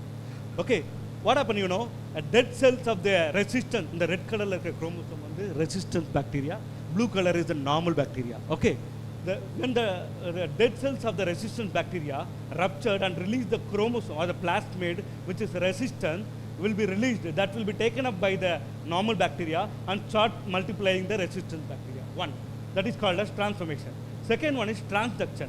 T4 bacteriophages, it actually eat the cellular organelles of the bacteria and survive. It's good for us, bad for the bacteria. That is called T4 bacteriophage. Okay, what happened, it takes the genetic material and grow inside, multiply, rupturing of the cell will be happen, releasing the T4 bacteriophage. That will approach the normal cell, releases the resistant plasmid inside the normal cell. That will grow or proliferate as a resistant bacteria. Third one is conjugation. It binds each other horizontally and fuse each other, release the plasmid inside the normal bacteria from the resistant bacteria and grows the resistant bacteria. These are all the ways how it spreads the resistant bacteria. இப்போ இந்த resistant bacteria antibiotic ஒண்ணுமே பண்ண முடியாது. Okay, even if you are giving antibiotic to the patient, it will kill the normal bacteria, but resistant bacteria will be remains free. All the good not a good bacteria which is not resistant will be eradicated. Only the resistant bacteria will be located inside the patient's body. Antibiotic could not do anything. That will increase inside the body and spread it outside. I will be move away to the community. That is what happened to my uncle. My uncle is not a, he usually never took antibiotics in his lifetime. He's a good, usually maintain his body well. But how he got the resistance organism inside it? Because somebody who abused or misused the antibiotic will give that microorganism to the uncle's body. I'm not doing anything. I haven't antibiotic in my lifetime. Still I am getting resistance organism because of the community. So each and everyone have responsibility to reduce the unnecessary taking of, unnecessary administration of the each and everyone sitting here, standing outside, whoever roaming here and there, everyone have the responsibility to responsibly use the antibiotic for the treatment. Okay? Right. For cold and there is a question for you. Now see the what you are seeing here? What decongestion? What is the use of decongestion? For cold, yeah, for a running nose or something. Antihistamine, same. And salt water gargle, antibiotic and non-steroidal anti-inflammatory drug, plenty of fluid, vapor rub, lots of rest, zinc lozenges, warm bath. These are all the management for cold and cough. Are you able to find any problem with this scenario? Nalla gavaninga, nalla parunga, sir. And why? What happened? Yeah, antibiotics. Cold antibiotics. I have a fever for the past 3 days. I want to take something. I want tablets to manage my fever and my cold infection. Yeah? I can take antibiotic, no? I can take antibiotic, no? But for common cold and cough, it's actually a viral origin. We have to wait 5 days, We have to wait for 5 days. If symptoms not recovered, we have to consult the doctor for the origin of infection to treat the patient. Viral origin, that happens automatically if you manage by these ways, it will be cleared from the body. Anjinal da virus namoda body la. Even corona varna kuda. Correct? Even corona is also actually 5 days na namoda body la irukku. Adukapra symptoms started reducing from a body. Am I right? So for the viral origin, you should not treat with the antibiotic. Common cold and common cough and all not a bacterial origin, it is a viral origin. Understand? For viral origin, if you are treating with the antibiotics, ultimately what happens, that will cause resistance against the bacteria. Because bacteria is inside our body, that bacteria will learn about the antibiotics, the chemical structure, nature of the antibiotic, and start resisting against it. So when we have a chances of getting antibiotic for real reason, this antibiotic will not be helpful to that particular patient. That may lead to microbial resistance. Am I right? So we should not use a wrong tool for cutting the fruits and vegetables. We should not use a wrong tool to kill the viruses for using antibacterial agents. Understand? Right. This is what the mistake we are doing continuously. Okay. When I go with my father to a community for some retail pharmacy, my father in front of me is asking the pharmacist, not a pharmacist, I don't know if he's a pharmacist or not, he's asking, I have a pain, I have a toothache, I want some medicine for 3 courses. He is suggesting to the pharmacist, I want 3 times only. So what the pharmacist or somebody is doing, I don't think he's a pharmacist. What he is doing is cutting 3 tablets of antibiotic, 3 tablets of painkiller, 3 tablets of paracetamol, 3 tablets of antihistamine, and given to him. He's taking in front of me, he's getting in front of me. I told my father, I just want to tear my certificate and put it in the dustbin in front of you, my dear father. Because you are abusing antibiotics in front of me. He is not asking to me. He is not asking to me what I have to do if I have these kind of symptoms. He is not asking to me. He is asking to that person who is uneducated. He may be not a pharmacist. He may be a other health. Maybe a BSc or maybe a BA or a. So he is believing him, not believing me. This was happening in front of me. Every course of medication, every pharmacist which is located at the corner of the road, they are doing this mistake. They are developing the resistance. We are joining together with them to develop the resistance. Understand? Right. Now coming to the next part is animals, one of the reasons for developing resistance. Animals consume 3 times more drug because the body weight of the animals are multiple folds compared to the human beings. Am I right? So they used to get 3 times more dose compared to the human being, but the same drug, the bacteria which is located in our body also is located with the animals also. Anyway, they are also getting, 3 times more antibiotic that easily get resistance against the antibiotic. So in 3 ways animals are getting antibiotic. For treatment purpose, one. Second one, metaphylaxis, to treat a group of clinically healthy animals and minimize an expected outbreak of a disease or a prophylaxis to prevent those at risk from being infected. Antibiotics prescribed to the normal healthy animals. Why? What is the reason? Namakkal is actually a familiar for poultry production. Correct? Poultry production. Go. One of you go. Collect the sample from the water sample or a soil sample from the poultry and just make a culture. You will find more than 20 resistant organisms from that particular soil or from the water. That animals has been consumed by us. We are also getting same kind of resistance. It causes harmful effect to the body. I'm not doing anything. I'm not, I'm a very healthy person. I'm very hygienic person. Still I'm getting infection due to resistant organism because of this problem. Understand? Right. How much amount of antibiotic? Yesterday, how many of you had chicken? Chicken? Last week, Saturday? Do you know how much amount of antibiotic I've consumed, unfortunately, unknowingly? See, 45 milligram of antimicrobials are used to produce 1 kilogram of beef cattle. 45 mg of antimicrobial. If you are consuming everyday mutton, definitely you are getting 45 mg of antimicrobials, unfortunately, without any reason. 148, it's a large amount of antibiotics are used in, poultry. 148 milligram of antimicrobials are used to produce 1 kilogram of chicken. 172 milligram of antimicrobials are used to produce 1 kilogram of pork. Without knowing anything, unfortunately, unknowingly, you or every one of us consuming antibiotics. Okay? Because of this animal production. I want to develop my business. So, if I want to develop my business, if I'm running a poultry, I want to develop my business. Okay? So that my animal should be well grown. It should be a healthy animal. So what I am doing, I just mixing the antibiotics in the water consumed by the animals and the bird and just giving to them. Ultimately, antibiotics are abused by even the vendors, the businessmen, and the people who are handling the poultry production. Everywhere, the antibiotics are abused. India is the 4th largest among the countries shares of global antibiotic consumption in food animal production. We are running behind them, but quickly we reach the first place among the China. They are using more number of antibiotics for animal production, but not for the for consuming. See that difference. Antibiotics in aquaculture. Global scenario, we are the 3rd largest fish producing country. About 175.45 lakh tons the last financial year we are produced.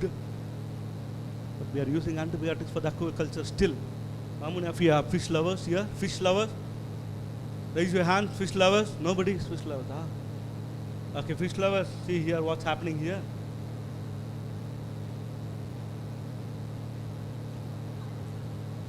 Now the fisherman becomes a doctor, and a pharmacist, nurse, and just injecting the cholesterol over the fishes to prevent the infection, which is actually, spoil the business of the fisherman. Every day they are doing. You know how long it takes to reach the seashore after fishing? Fishermen கடலுக்கு போறாங்க.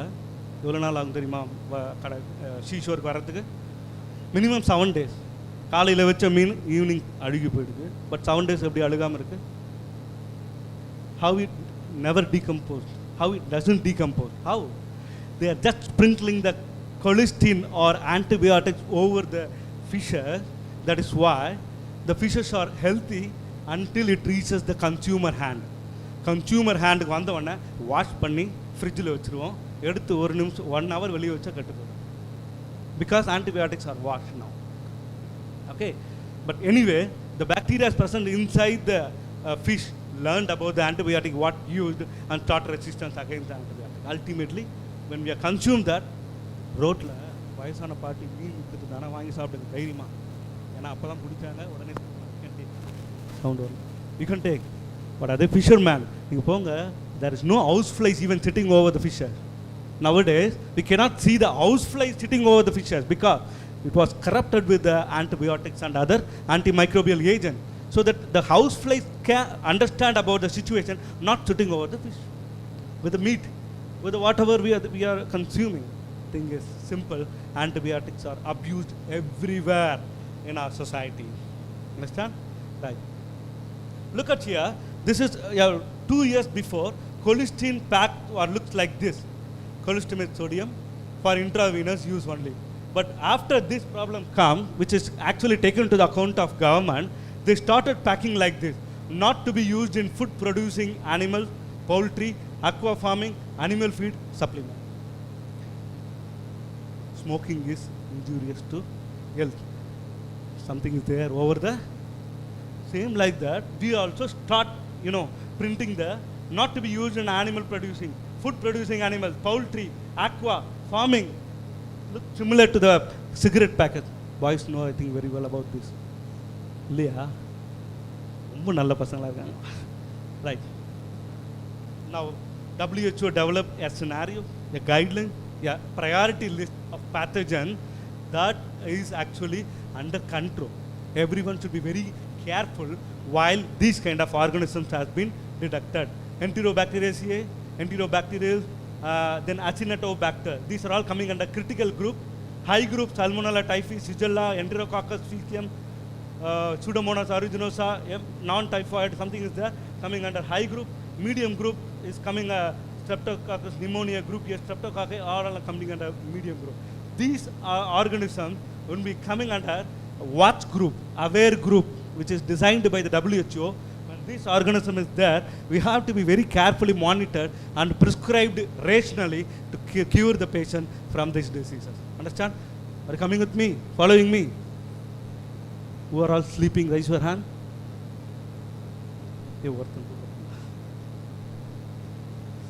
Antibiotics development. In 2021, 15 antibiotics in development have potential to treat WHO's critical. What I told you, the last slide. In the pathogens, total 15 antibiotics in development have the potential to treat WHO's critical treat pathogen. But now, only 32 antibiotics are under development. Among that, only 4 among them are treating for BPPL, bacteria priority pathogen list. Only 4 antibiotics are under development to treat these kind of organisms, resistance organism. Okay, if you are infected with organism, if no antibiotic is there, ultimately you will die. 10 among 4 will die, 10 among 6 will die. Okay, so that ultimately causes destruction over the country. If I want to kill it's a bioweapon. In my point of view, antibiotic resistance organism is a bioweapon. Okay, if that organism has been infected in this community, not in this community, infected in this community, but there is no antibiotic to cure that, this community will die. Because corona vandappo namakku treatment illa, adanal many have lost their life because there is no drug. Same like this, if resistance organism has been arised from any place of the country, ultimately if there is no antibiotic to cure it, that will spoil, that will completely distract that particular population. If you want to wash out particular island, you just spread the resistance organism over them. You can wash out the island because there is no antibiotic to treat that. It's a very important thing that we must understand. Antibiotic resistance is growing. Okay? Global impact of antimicrobial resistance. How long I have? I reached time. I have time now. Yeah, thank you so much. Global impact in 2019. 1.27 million deaths were directly caused by antimicrobial resistance, surpassing the toll of HIV and malaria combined. HIV, malaria combined பண்ணி check பண்ணா கூட அதை விட அதிகமாக இருக்குது antimicrobial resistance ஆன death, reported death. By 2050, it was predicted in Asia 4.7 million deaths died directly due to antimicrobial resistance. India has one of the world's highest antimicrobial resistance rates, and the expenditure in India accounts for 3.54% of its economic growth in 2018. Out-of-pocket expenses constitute 62.67% of the overall health expenditure in India. We are spending from out-of-pocket is about 100 rupees pay பண்ண வேண்டிய இடத்துல 162.47 rupees you are paying for your health expenditure. It is growing due to resistance organism. Understand? Economic impact is actually global GDP, economic growth is expected to reduce by 100 to 210 trillion dollars by 2050 because of antimicrobial resistance. 100 to 210 trillion dollars, the economy is going to weaken by 2050.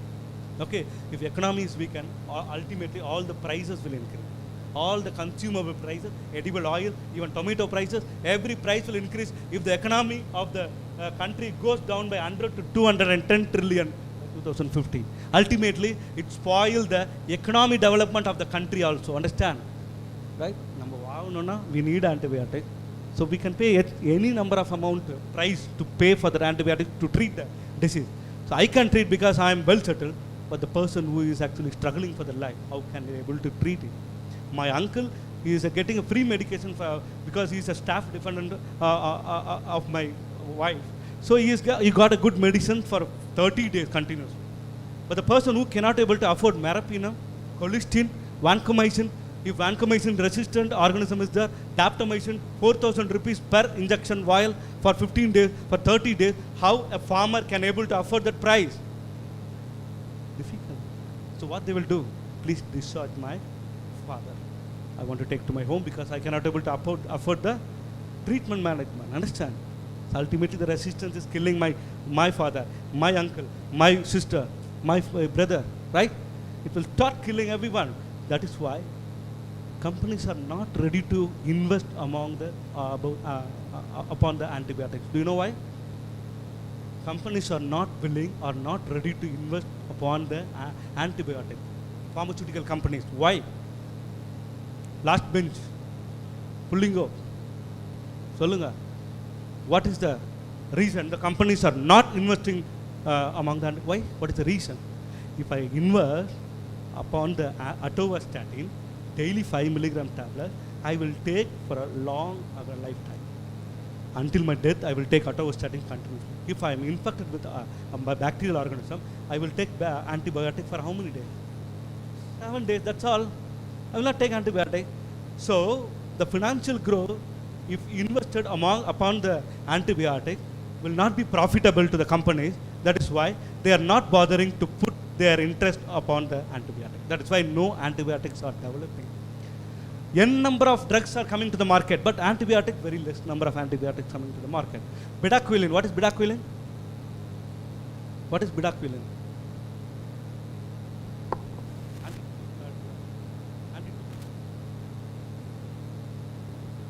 What is that? Antitubercular drug. It is anti-TB medicine. Bedaquiline is actually preserved for multiple drug resistant TB, to treat the multiple drug resistant TB. நீங்கள் போய் ஃபார்மசியில் கேட்டு பாருங்கள், பிடாக்விலின் கிடைக்குதா பாருங்கள். கிடைக்குமா? ஏன் கிடைக்காது? It's under regulation. நீங்கள் மட்டும் மார்க்கெட்டில் விட்டு பாருங்கள், பிடாக்விலின் ஸ்டார்ட் பண்ணிவிடுவான். நம்மளால் பிடாக்விலினை ப்ரிஸ்கிரைப் பண்ண ஆரம்பித்து பிடாக்விலினை ரெசிஸ்டன்ஸ் டெவலப் ஆக கொண்டு போயிடுவான். Now, multiple drug resistant TB is a greater problem among the HIV patient. Once if it is infected, they cannot be able to serve the patient unless you are treated with bedaquiline or other resistant, antibiotics. Understand? So that is why it's under scrutinization. They limited the supply of bedaquiline to the retail pharmacies because of multiple drug resistant development of multiple drug resistant TB. Same like that, we only preserving the bedaquiline or newer anti-TB drug is not a only remedy for eradicating the microbial resistance growth. All the antibiotics should be responsibly used to treat the patient to eradicate the microbial resistance, right? Presence of antibiotic residues in what is that? Certain areas in India. Okay, இப்போ இந்தியாவில் ஹைதராபாத், டெல்லி இந்த இடத்துல check பண்ணி பார்த்துருக்காங்க. Waste water treatment பிளான்ட்டில் வாட்டரை check பண்ணியிருக்காங்க. They found ciprofloxacin, enrofloxacin, norfloxacin, lomefloxacin, enoxacin, ofloxacin. I don't know how, because of urinary tract infection, they used to prescribe these medications. I think it's waste water plant management. No, all the fluoxins are sitting in the waste water management in Hyderabad. All fluoxins, You can separate the fluoxetine from there also. Recently, MHRA, it's a regulatory agency of European Union, MHRA, recently announced, put a black box warning on fluoroquinolone that should not be used as an alternative treatment unless the drug is indicated for that particular organism. புரியுதா நான் சொல்றது? They kept a black box warning over the drug label. This what is the examples of fluoroquinolone? Cipro, fluoro, or fluoxetine. Unless the patient was infected with particular organism which is sensitive to that particular antibiotic, this drug should be prescribed to that organism. And otherwise, this drug should not be used as a alternative treatment for any microorganism, which is given as it is not coming to our practice now. We are using fluoroquinolones, ciprofloxacin or fluoxetine. What happened? I have a burning sensation while urinating. Drink plenty of water. That is sufficient to treat the patient with acute urinary tract infection. What we are doing? Asking the patient to take ofloxacin. I am a pharmacist. I have done my pharmacy from Vivekananda College of Pharmacy. I know everything. So you take ofloxacin 2 times a day, 5 days. If not, take 5 more days. The organism is not there, yeah. Patient have less consumption of water. That is why patient had a high salt in his urine. That is why when urinating, the patient while urinating, he get a burning sensation. First, take a plenty of water. Have a proper hydration to your body. Then take only one time if I get a burning sensation in my urine, I have a plenty of water, that will be cured. My personal experience, I will not go to anybody else. Understand? You just try one. But what we are doing, stepping to the pharmacy, I want something. Fluoroquinolone, ofloxacin, recently introduced to market. One is there, sir. Good company product, sir. Given to the patient. Patient was taking unnecessarily. There is no infection is encountered. Develop resistance to that particular organism. Still bacteria are there, but not grown well. This burning sensation is due to not hydrated properly. Understand? So that we have to be very careful while treating the patient with the antibiotics, right? And here, river la paranga, Delhi la irukka river la check panna ofloxacin, amoxicillin, erythromycins are there. Why? What happened with the Delhi people? Gurudwara, some, the river la irangi, usually they used to take holy bath, That time they took samples from the river and they checked many, not only these 3, many antibiotics and resistance organism has been encountered from the water which is taken while the patient or the persons are on, holy bath. Okay? Because they are all consuming antibiotics. Everyone taking antibiotics. So like a poriyal, sambar, poriyal and antibiotics they are taking. Ultimately developing the resistance. Understand? So be very careful. As a healthcare profession, as a pharmacist, or a young pharmacist, growing pharmacist, why I am supposed to, telling you is, you are a growing pharmacist. Each and every one of you should spread the awareness among the people to eradicate the antimicrobial resistance. Ultimately, it will rotate and come again to you. Understand? I am very safe. You can't say. You can't say I am safe. You couldn't say I am safe. Because we are in the world. We are in the world. Nilak poita kuda nammal inga 10 antibiotic eduthu dhaan povam. Ena mela romba chillu irukum. Cold dietitian I will take antibiotic. Cold dietitian antibiotic. Cold dietitian antibiotic. What is this here? Ultimately, angriya resistance organism will develop. And here, look at here. This is milk and meat honey la check panikanga. Punjab karan nariya tetracycline use panirukan pola irukku. And enna irukku theriyala. Right, tetracycline, beta-lactam antibiotic, quinolone, sulfur drugs are there. Uttarakhand la enrofloxacin. Enrofloxacin is not for the human practice. Actually, the poultry practice, animals, they are using this enrofloxacin. Still, this is resemble the structure of ciprofloxacin. Ultimately, we also get development of resistance. Rendu onnu da, adanal resistance both are similar, right? And look at here, Madhya Pradesh la romba kammiya gentamicin mattum vechirukanga. Delhi la honey la oxytetracycline add pannirukanga. Idana something else like this. Indian market la erythromycin, oxytetracycline is also there. Milk la paranga Punjab la tetracycline add pannirukanga. And somewhere here tetracycline, beta-lactam, quinolone, sulfur drug, they intentionally added with the animals or with the milk to eradicate the organism. Milk will also spoiled if it is infected. Understand? So they are adding. Yesterday I bought a milk from the particular person. I got a cold, I got a cough, I have a fever after getting milk from that particular person. This opinion should not come among that particular person. So what he is doing, he is adding some sulfur drug because the powder, sulfur powder is freely available எல்லோருக்கும் in the வணக்கம். market. எனது பேர் முருகையா. This is the நான் final Tenkasi system. மாவட்டம் ஊத்துமலை கிராமத்திலிருந்து பேசுகிறேன். Mixed with the milk, that's all.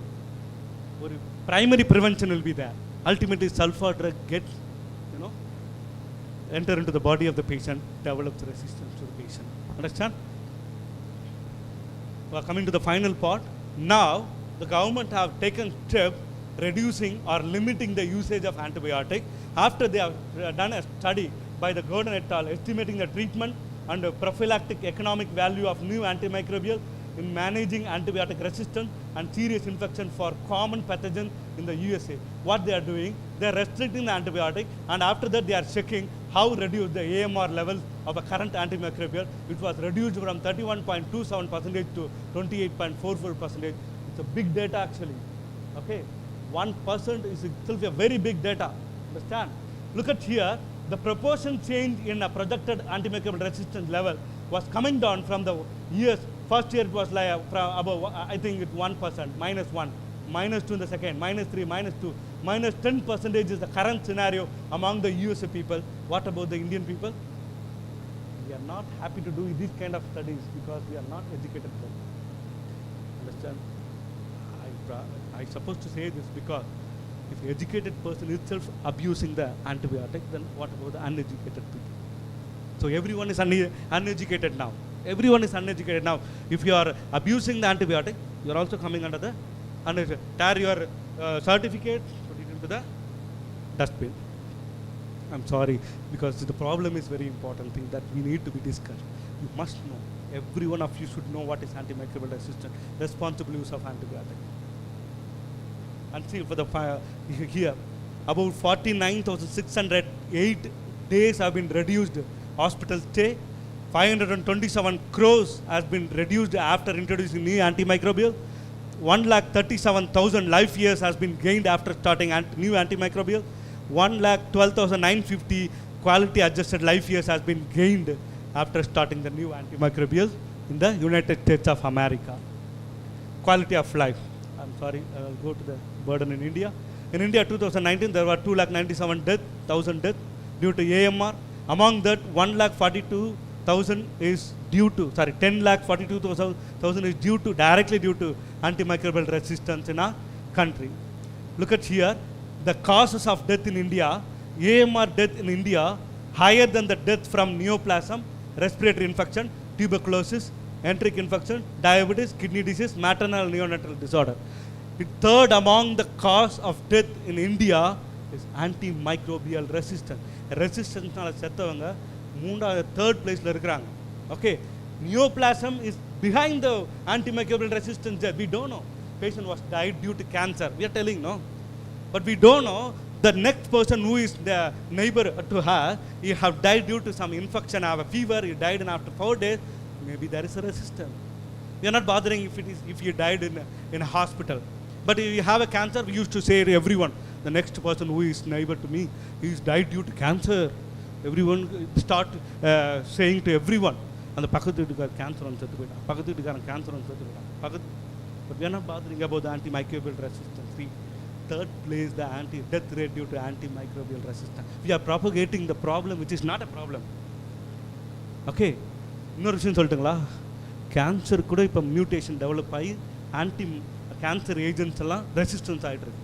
Recently we approved one anti-cancer agent which is called alectinib, ALK positive small lung cancer க்கு treat பண்ணுற ட்ரக். ஓகே, கிரைசாட்டினிப் மியூட்டன்ட் டெவலப் பண்ணி resistance ஆனதுனால we are giving an alternate drug that is alectinib. Any anti-cancer agent which is consumed by the patient will have a lot of problem. They already have a lot of problem. If resistance is also up, when a difference na, crisatinib 250 rupees per capsule, but alectinib 2,500 rupees per capsule. But crisatinib is not helpful to the patient for small lung cancer. It's an orphan drug. It is very rare disease. Not all the patients will be affected by this particular cancer. So the next choice is alectinib, 100 mg capsule, I think so. One capsule, 3,400 rupees, something else. every day, 2 times a day. How long the patient will able to bear this drug? Even cancer is also started learning about how to resist the agent. So you have to be very careful. These are all the resistant pathogens in India which causes death. Escherichia coli 1,52,000, pneumonia 123, staphylococcus 111, Acinetobacter 103, mycobacterial tuberculosis is 98,600, and these are all the infections which is happened due to this kind of organism in our country that causes death. So we have a poor reporting also. Okay, we couldn't say this is the right data what happened in our country. We are poor reported country, underdeveloped, not properly reporting. Okay, so this is not a proper data of death due to antimicrobial resistance. But anyway, it is above this maybe in our country. So what we do, the last slide, what we do, and strengthen the antimicrobial stewardship and regulation by developing the stewardship program in the hospital. Ella hospital antimicrobial stewardship program should started. Okay, that should be under scrutinized by the team, a therapeutic team. Okay, a doctor, a nurse, a pharmacist, a technician, a microbiologist should be there in the team to decide what antibiotic should be prescribed to that particular organism. So the team should decide, not only the doctor. That is what I was thinking about. Sir is there, I couldn't be able to say. John sir already even. That is why I am freely telling you. The pharmacist are right person to educate or to decide what antibiotic should be prescribed for that particular organism. Do you have that much knowledge about this? Why we cannot able to, debate with any higher healthcare profession? Because we have poor knowledge about the drug. Pharmacists are, identified as a drug expert. Do you think you are expert in drug? Even I am not. Even I am not. We are a drug expert. We usually concentrate the pharmacodynamics of the drug. We are not concentrating the kinetics of the only dynamic. This drug for that. That's all. Everyone knows about this. They don't know how long. Ma'am told about the methotrexate. Methotrexate should be given once weekly. What is the reason? What is the reason? Longer half-life. If it is given once daily, definitely kill the patient, because it's an immunosuppressive agent. It will reduce all the count. Where body is open for all the type of infection, patient will infected with the diseases and will kill the patient. That is why it's coming to the Sentinel event. We also got the same kind of report. Or online pharmacy, when doctor is prescribing this drug, mistakenly the next list next once weekly once daily just one tab, it becomes once daily given to the patient, taken for 15 days. After 15 days patient died. Fatal outcome, because a pharmacist handle that dispensing that drug have a poor knowledge about the drug. How many of you know methotrexate should be given once weekly? Not 10%, not even a 1%. Everyone should know. You have to learn pharmacy. You should not study pharmacy, understand? You should not study pharmacy. Studies will end until PhD is over. Learning will not end until die. It will continue, okay? If you learn pharmacy, it will not disappear from your mind, okay? If you study pharmacy, the next day of the examination, you will forget. We are dealing with the life of the patient. You must understand. You are in a right position to deal with the life of the patient. Understand? If you don't have a good enough knowledge, you cannot able to suggest any drug. You have to stand behind the team and not opening your mouth, only for opening your mouth for taking antibiotics. You have to develop your knowledge to debate against any healthcare profession. Drug on the pharmacist matadanga nikkanum. Go that side, that's all. You start pannunga, the patient will be cured very quickly. That is why nowadays every hospital are encouraging to add pharmacists along with the team. Okay, so we should be very careful. Second one, enhance the infection prevention and control measure. We have to enhance the infection and the control measures. Proper sanitation, proper hygienic condition. Okay, 7 steps of washing your hand, everything should be done. Increase the public awareness and education. What we are doing now. That is, we have to increase the public awareness. strengthen the laboratory capacity for AMR detection. We have to, my uncle, the report comes after 15 days. You know how long it takes to grow the microorganism. If it is detected immediately within 2-3 days, he will be prescribed a proper medicine. Within 5 days, he will go out. The person who is admitted next to my father-in-law, who doesn't have a resistance organism, will be has been discharged immediately after 4 days. But my father-in-law was continuously there for 15 days, opened, everything we are debrided, and plastic surgery has been done. Many has been done. For 2 months he was there in the hospital because of microbial resistance organism, right? Fine. Thank you so much. Any questions? Thank you, sir, for the enlightening speech. Thank you, sir, for your informative session. It's a time to open for questions from the participants.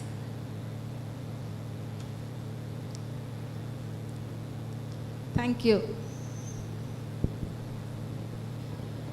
I request Dr. R. Subhashini ma'am to present the memento and certificate to Mr. Pradeep Rajkumar sir. I request Dr. M. G. Muruganathan sir to join.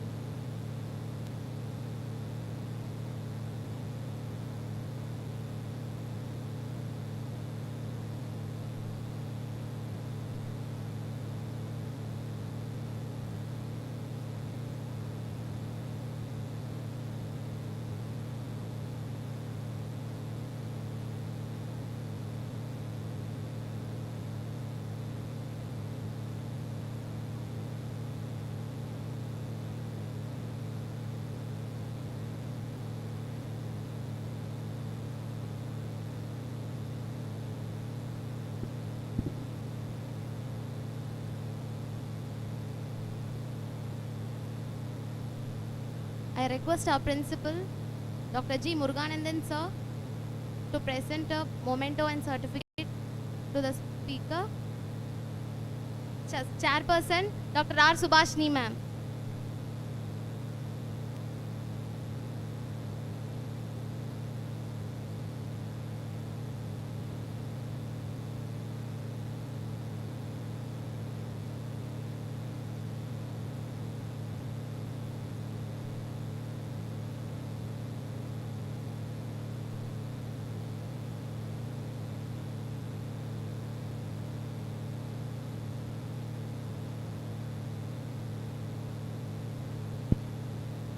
I request any of the two participants from any college to give a feedback about the program today conducted.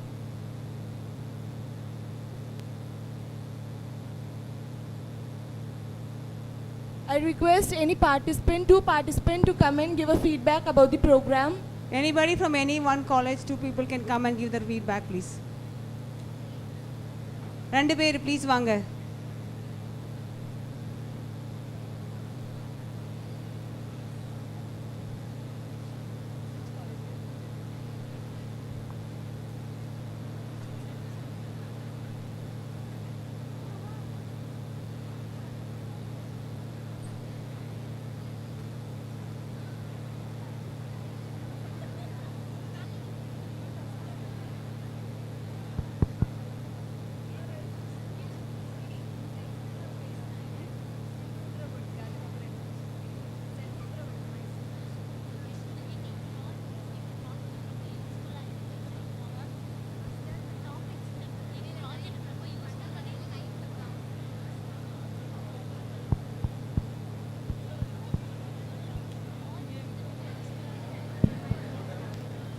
All are requested to maintain silence. We will complete the session within half an hour.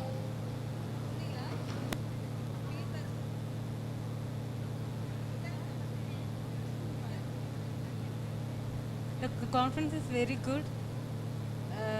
It is very clear. I am from PGP College, PharmD 5th year.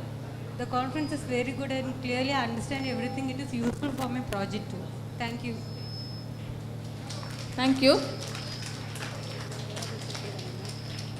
Anybody from Anmol College, please?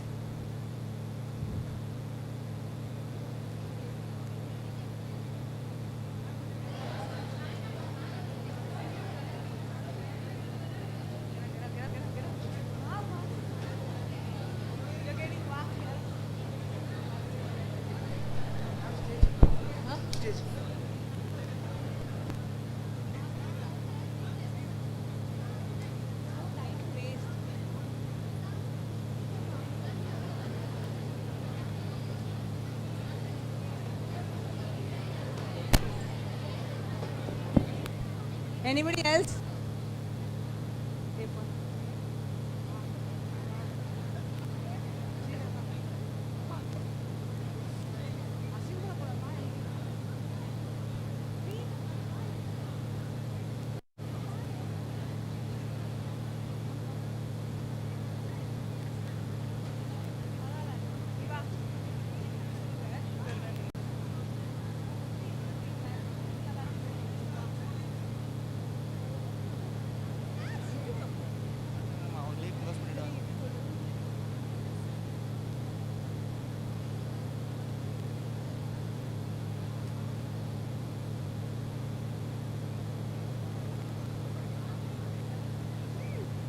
I request the participant to come onto the dais to give the feedback.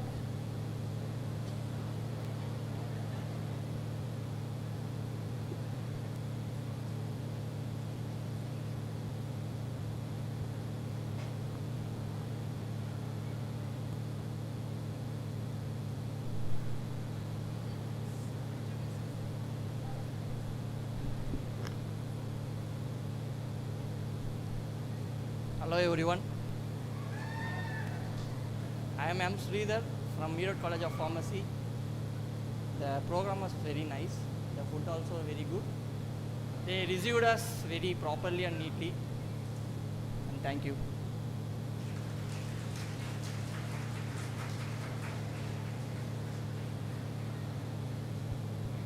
Thank you.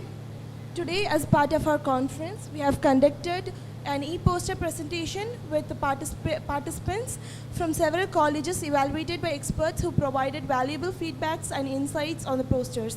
I'm privileged to invite the evaluators who have generously dedicated their time in assessing the e-poster. Dr. K. Krishnavani ma'am is the professor and head of the Department of Pharmacy Practice in Vivekananda Pharmacy College for Women.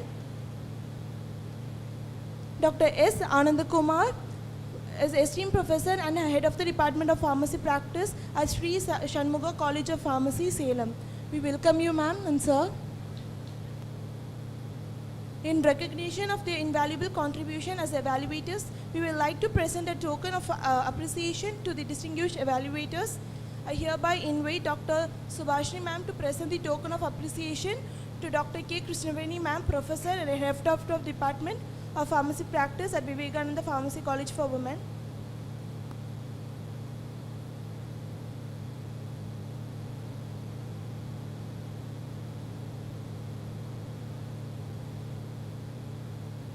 I request all the dignitaries to join.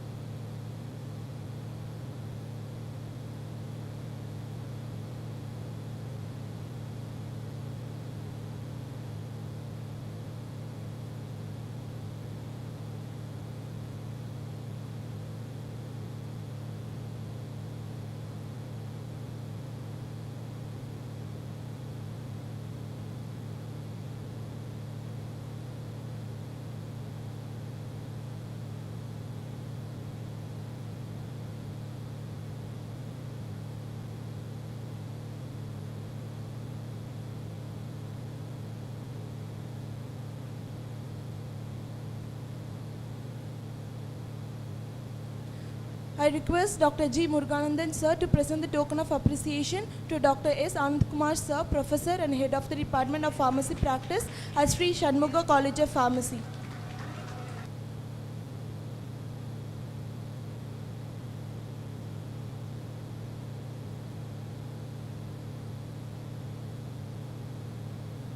We express our heartfelt thanks for your significant role in judging today's event.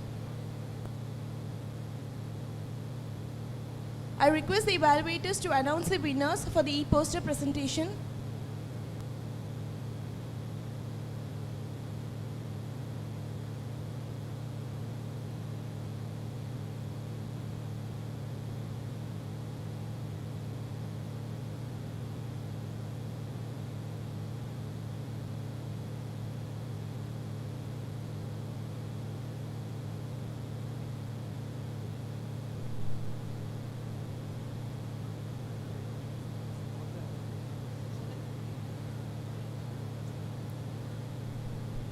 Good evening to all.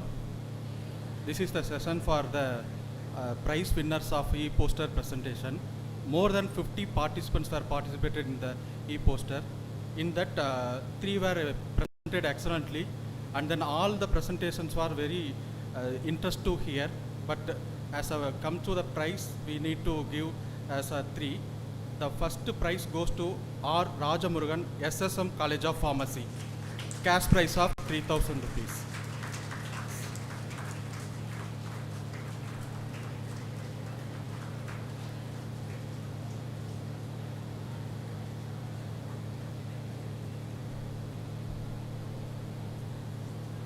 Second prize, Subbalakshmi of Swami Vivekananda College of Pharmacy.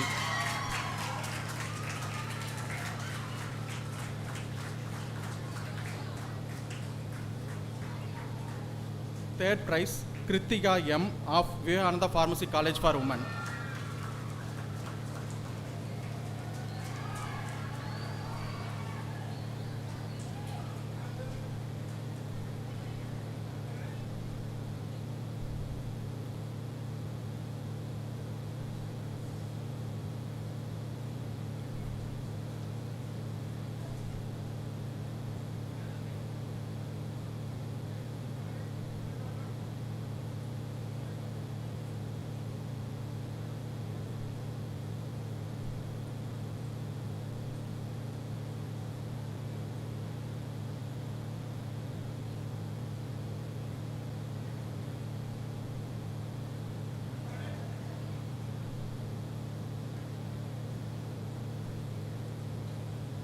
Congratulations to all the prize winners. Thank you.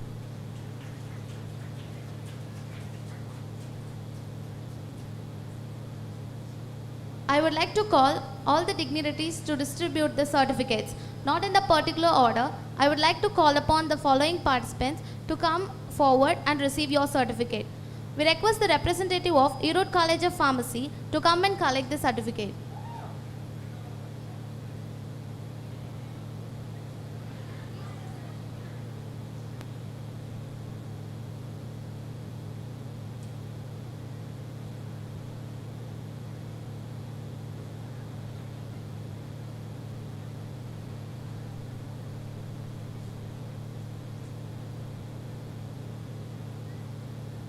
We request the representative of JKKM College of Pharmacy to come and collect the certificate.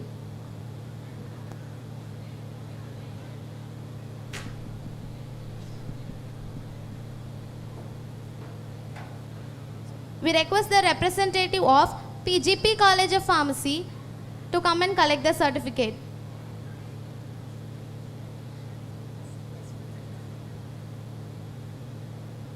We request the representative of Sri Shanmuga College of Pharmacy to come and collect the certificate.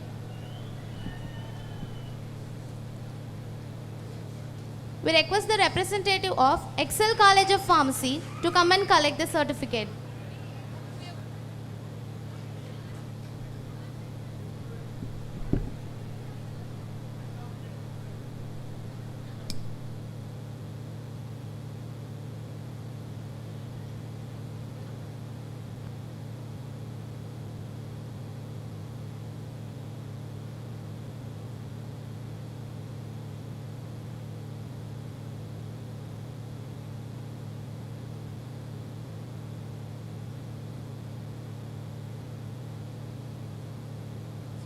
We request the representative of Excel College of Pharmacy to come and collect the certificate.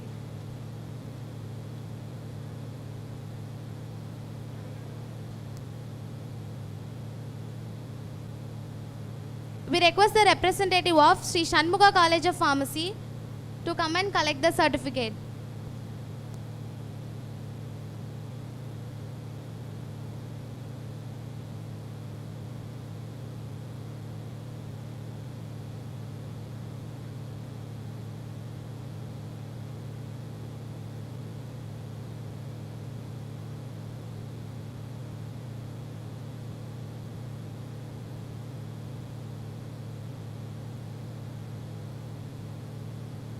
We request the representative of Sri Venkateshwara College of Pharmacy to come and collect the certificate.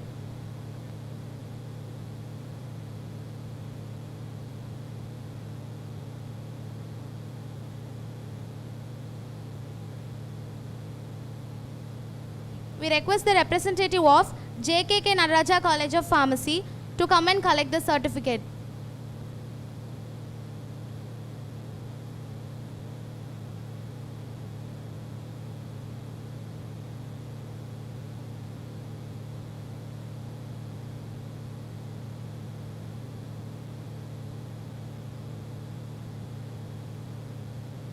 We request the representative of SSM College of Pharmacy to come and collect the certificate.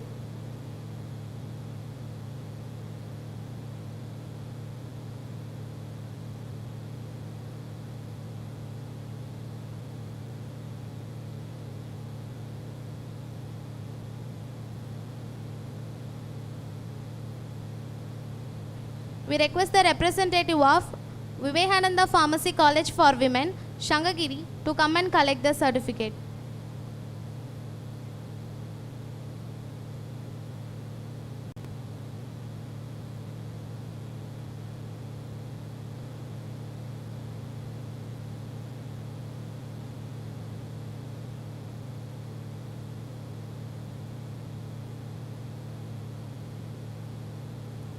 We request the representative of SWAMY VIVEKANANDHA College of Pharmacy to come and collect the certificate by the following order.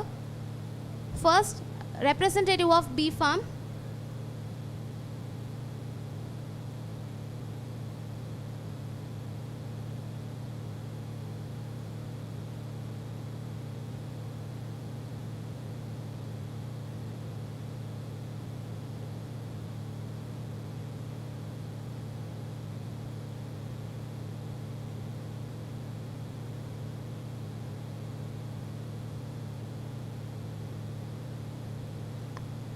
As a part of Swami Vivekananda College of Pharmacy, we request a representative of Farm D intern to come and collect the certificate in memento.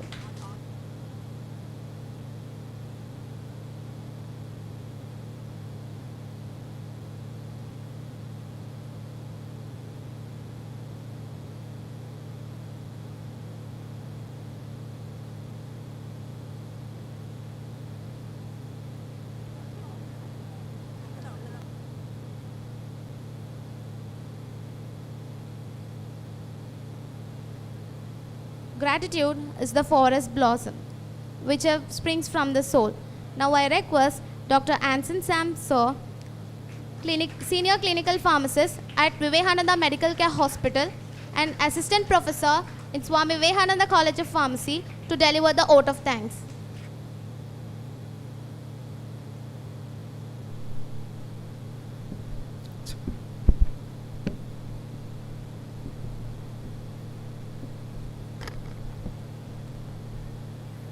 Respected dignitaries on the dais and off the dais, speakers and dear attendees. It's my privilege and honor to extend a word of thanks on this remarkable occasion of the Clinical Pharma Practice Indian and Global Scenario 2024. Today, we have explored significant advancement and challenges in the pharmacoeconomics, research and its impact on quality of life.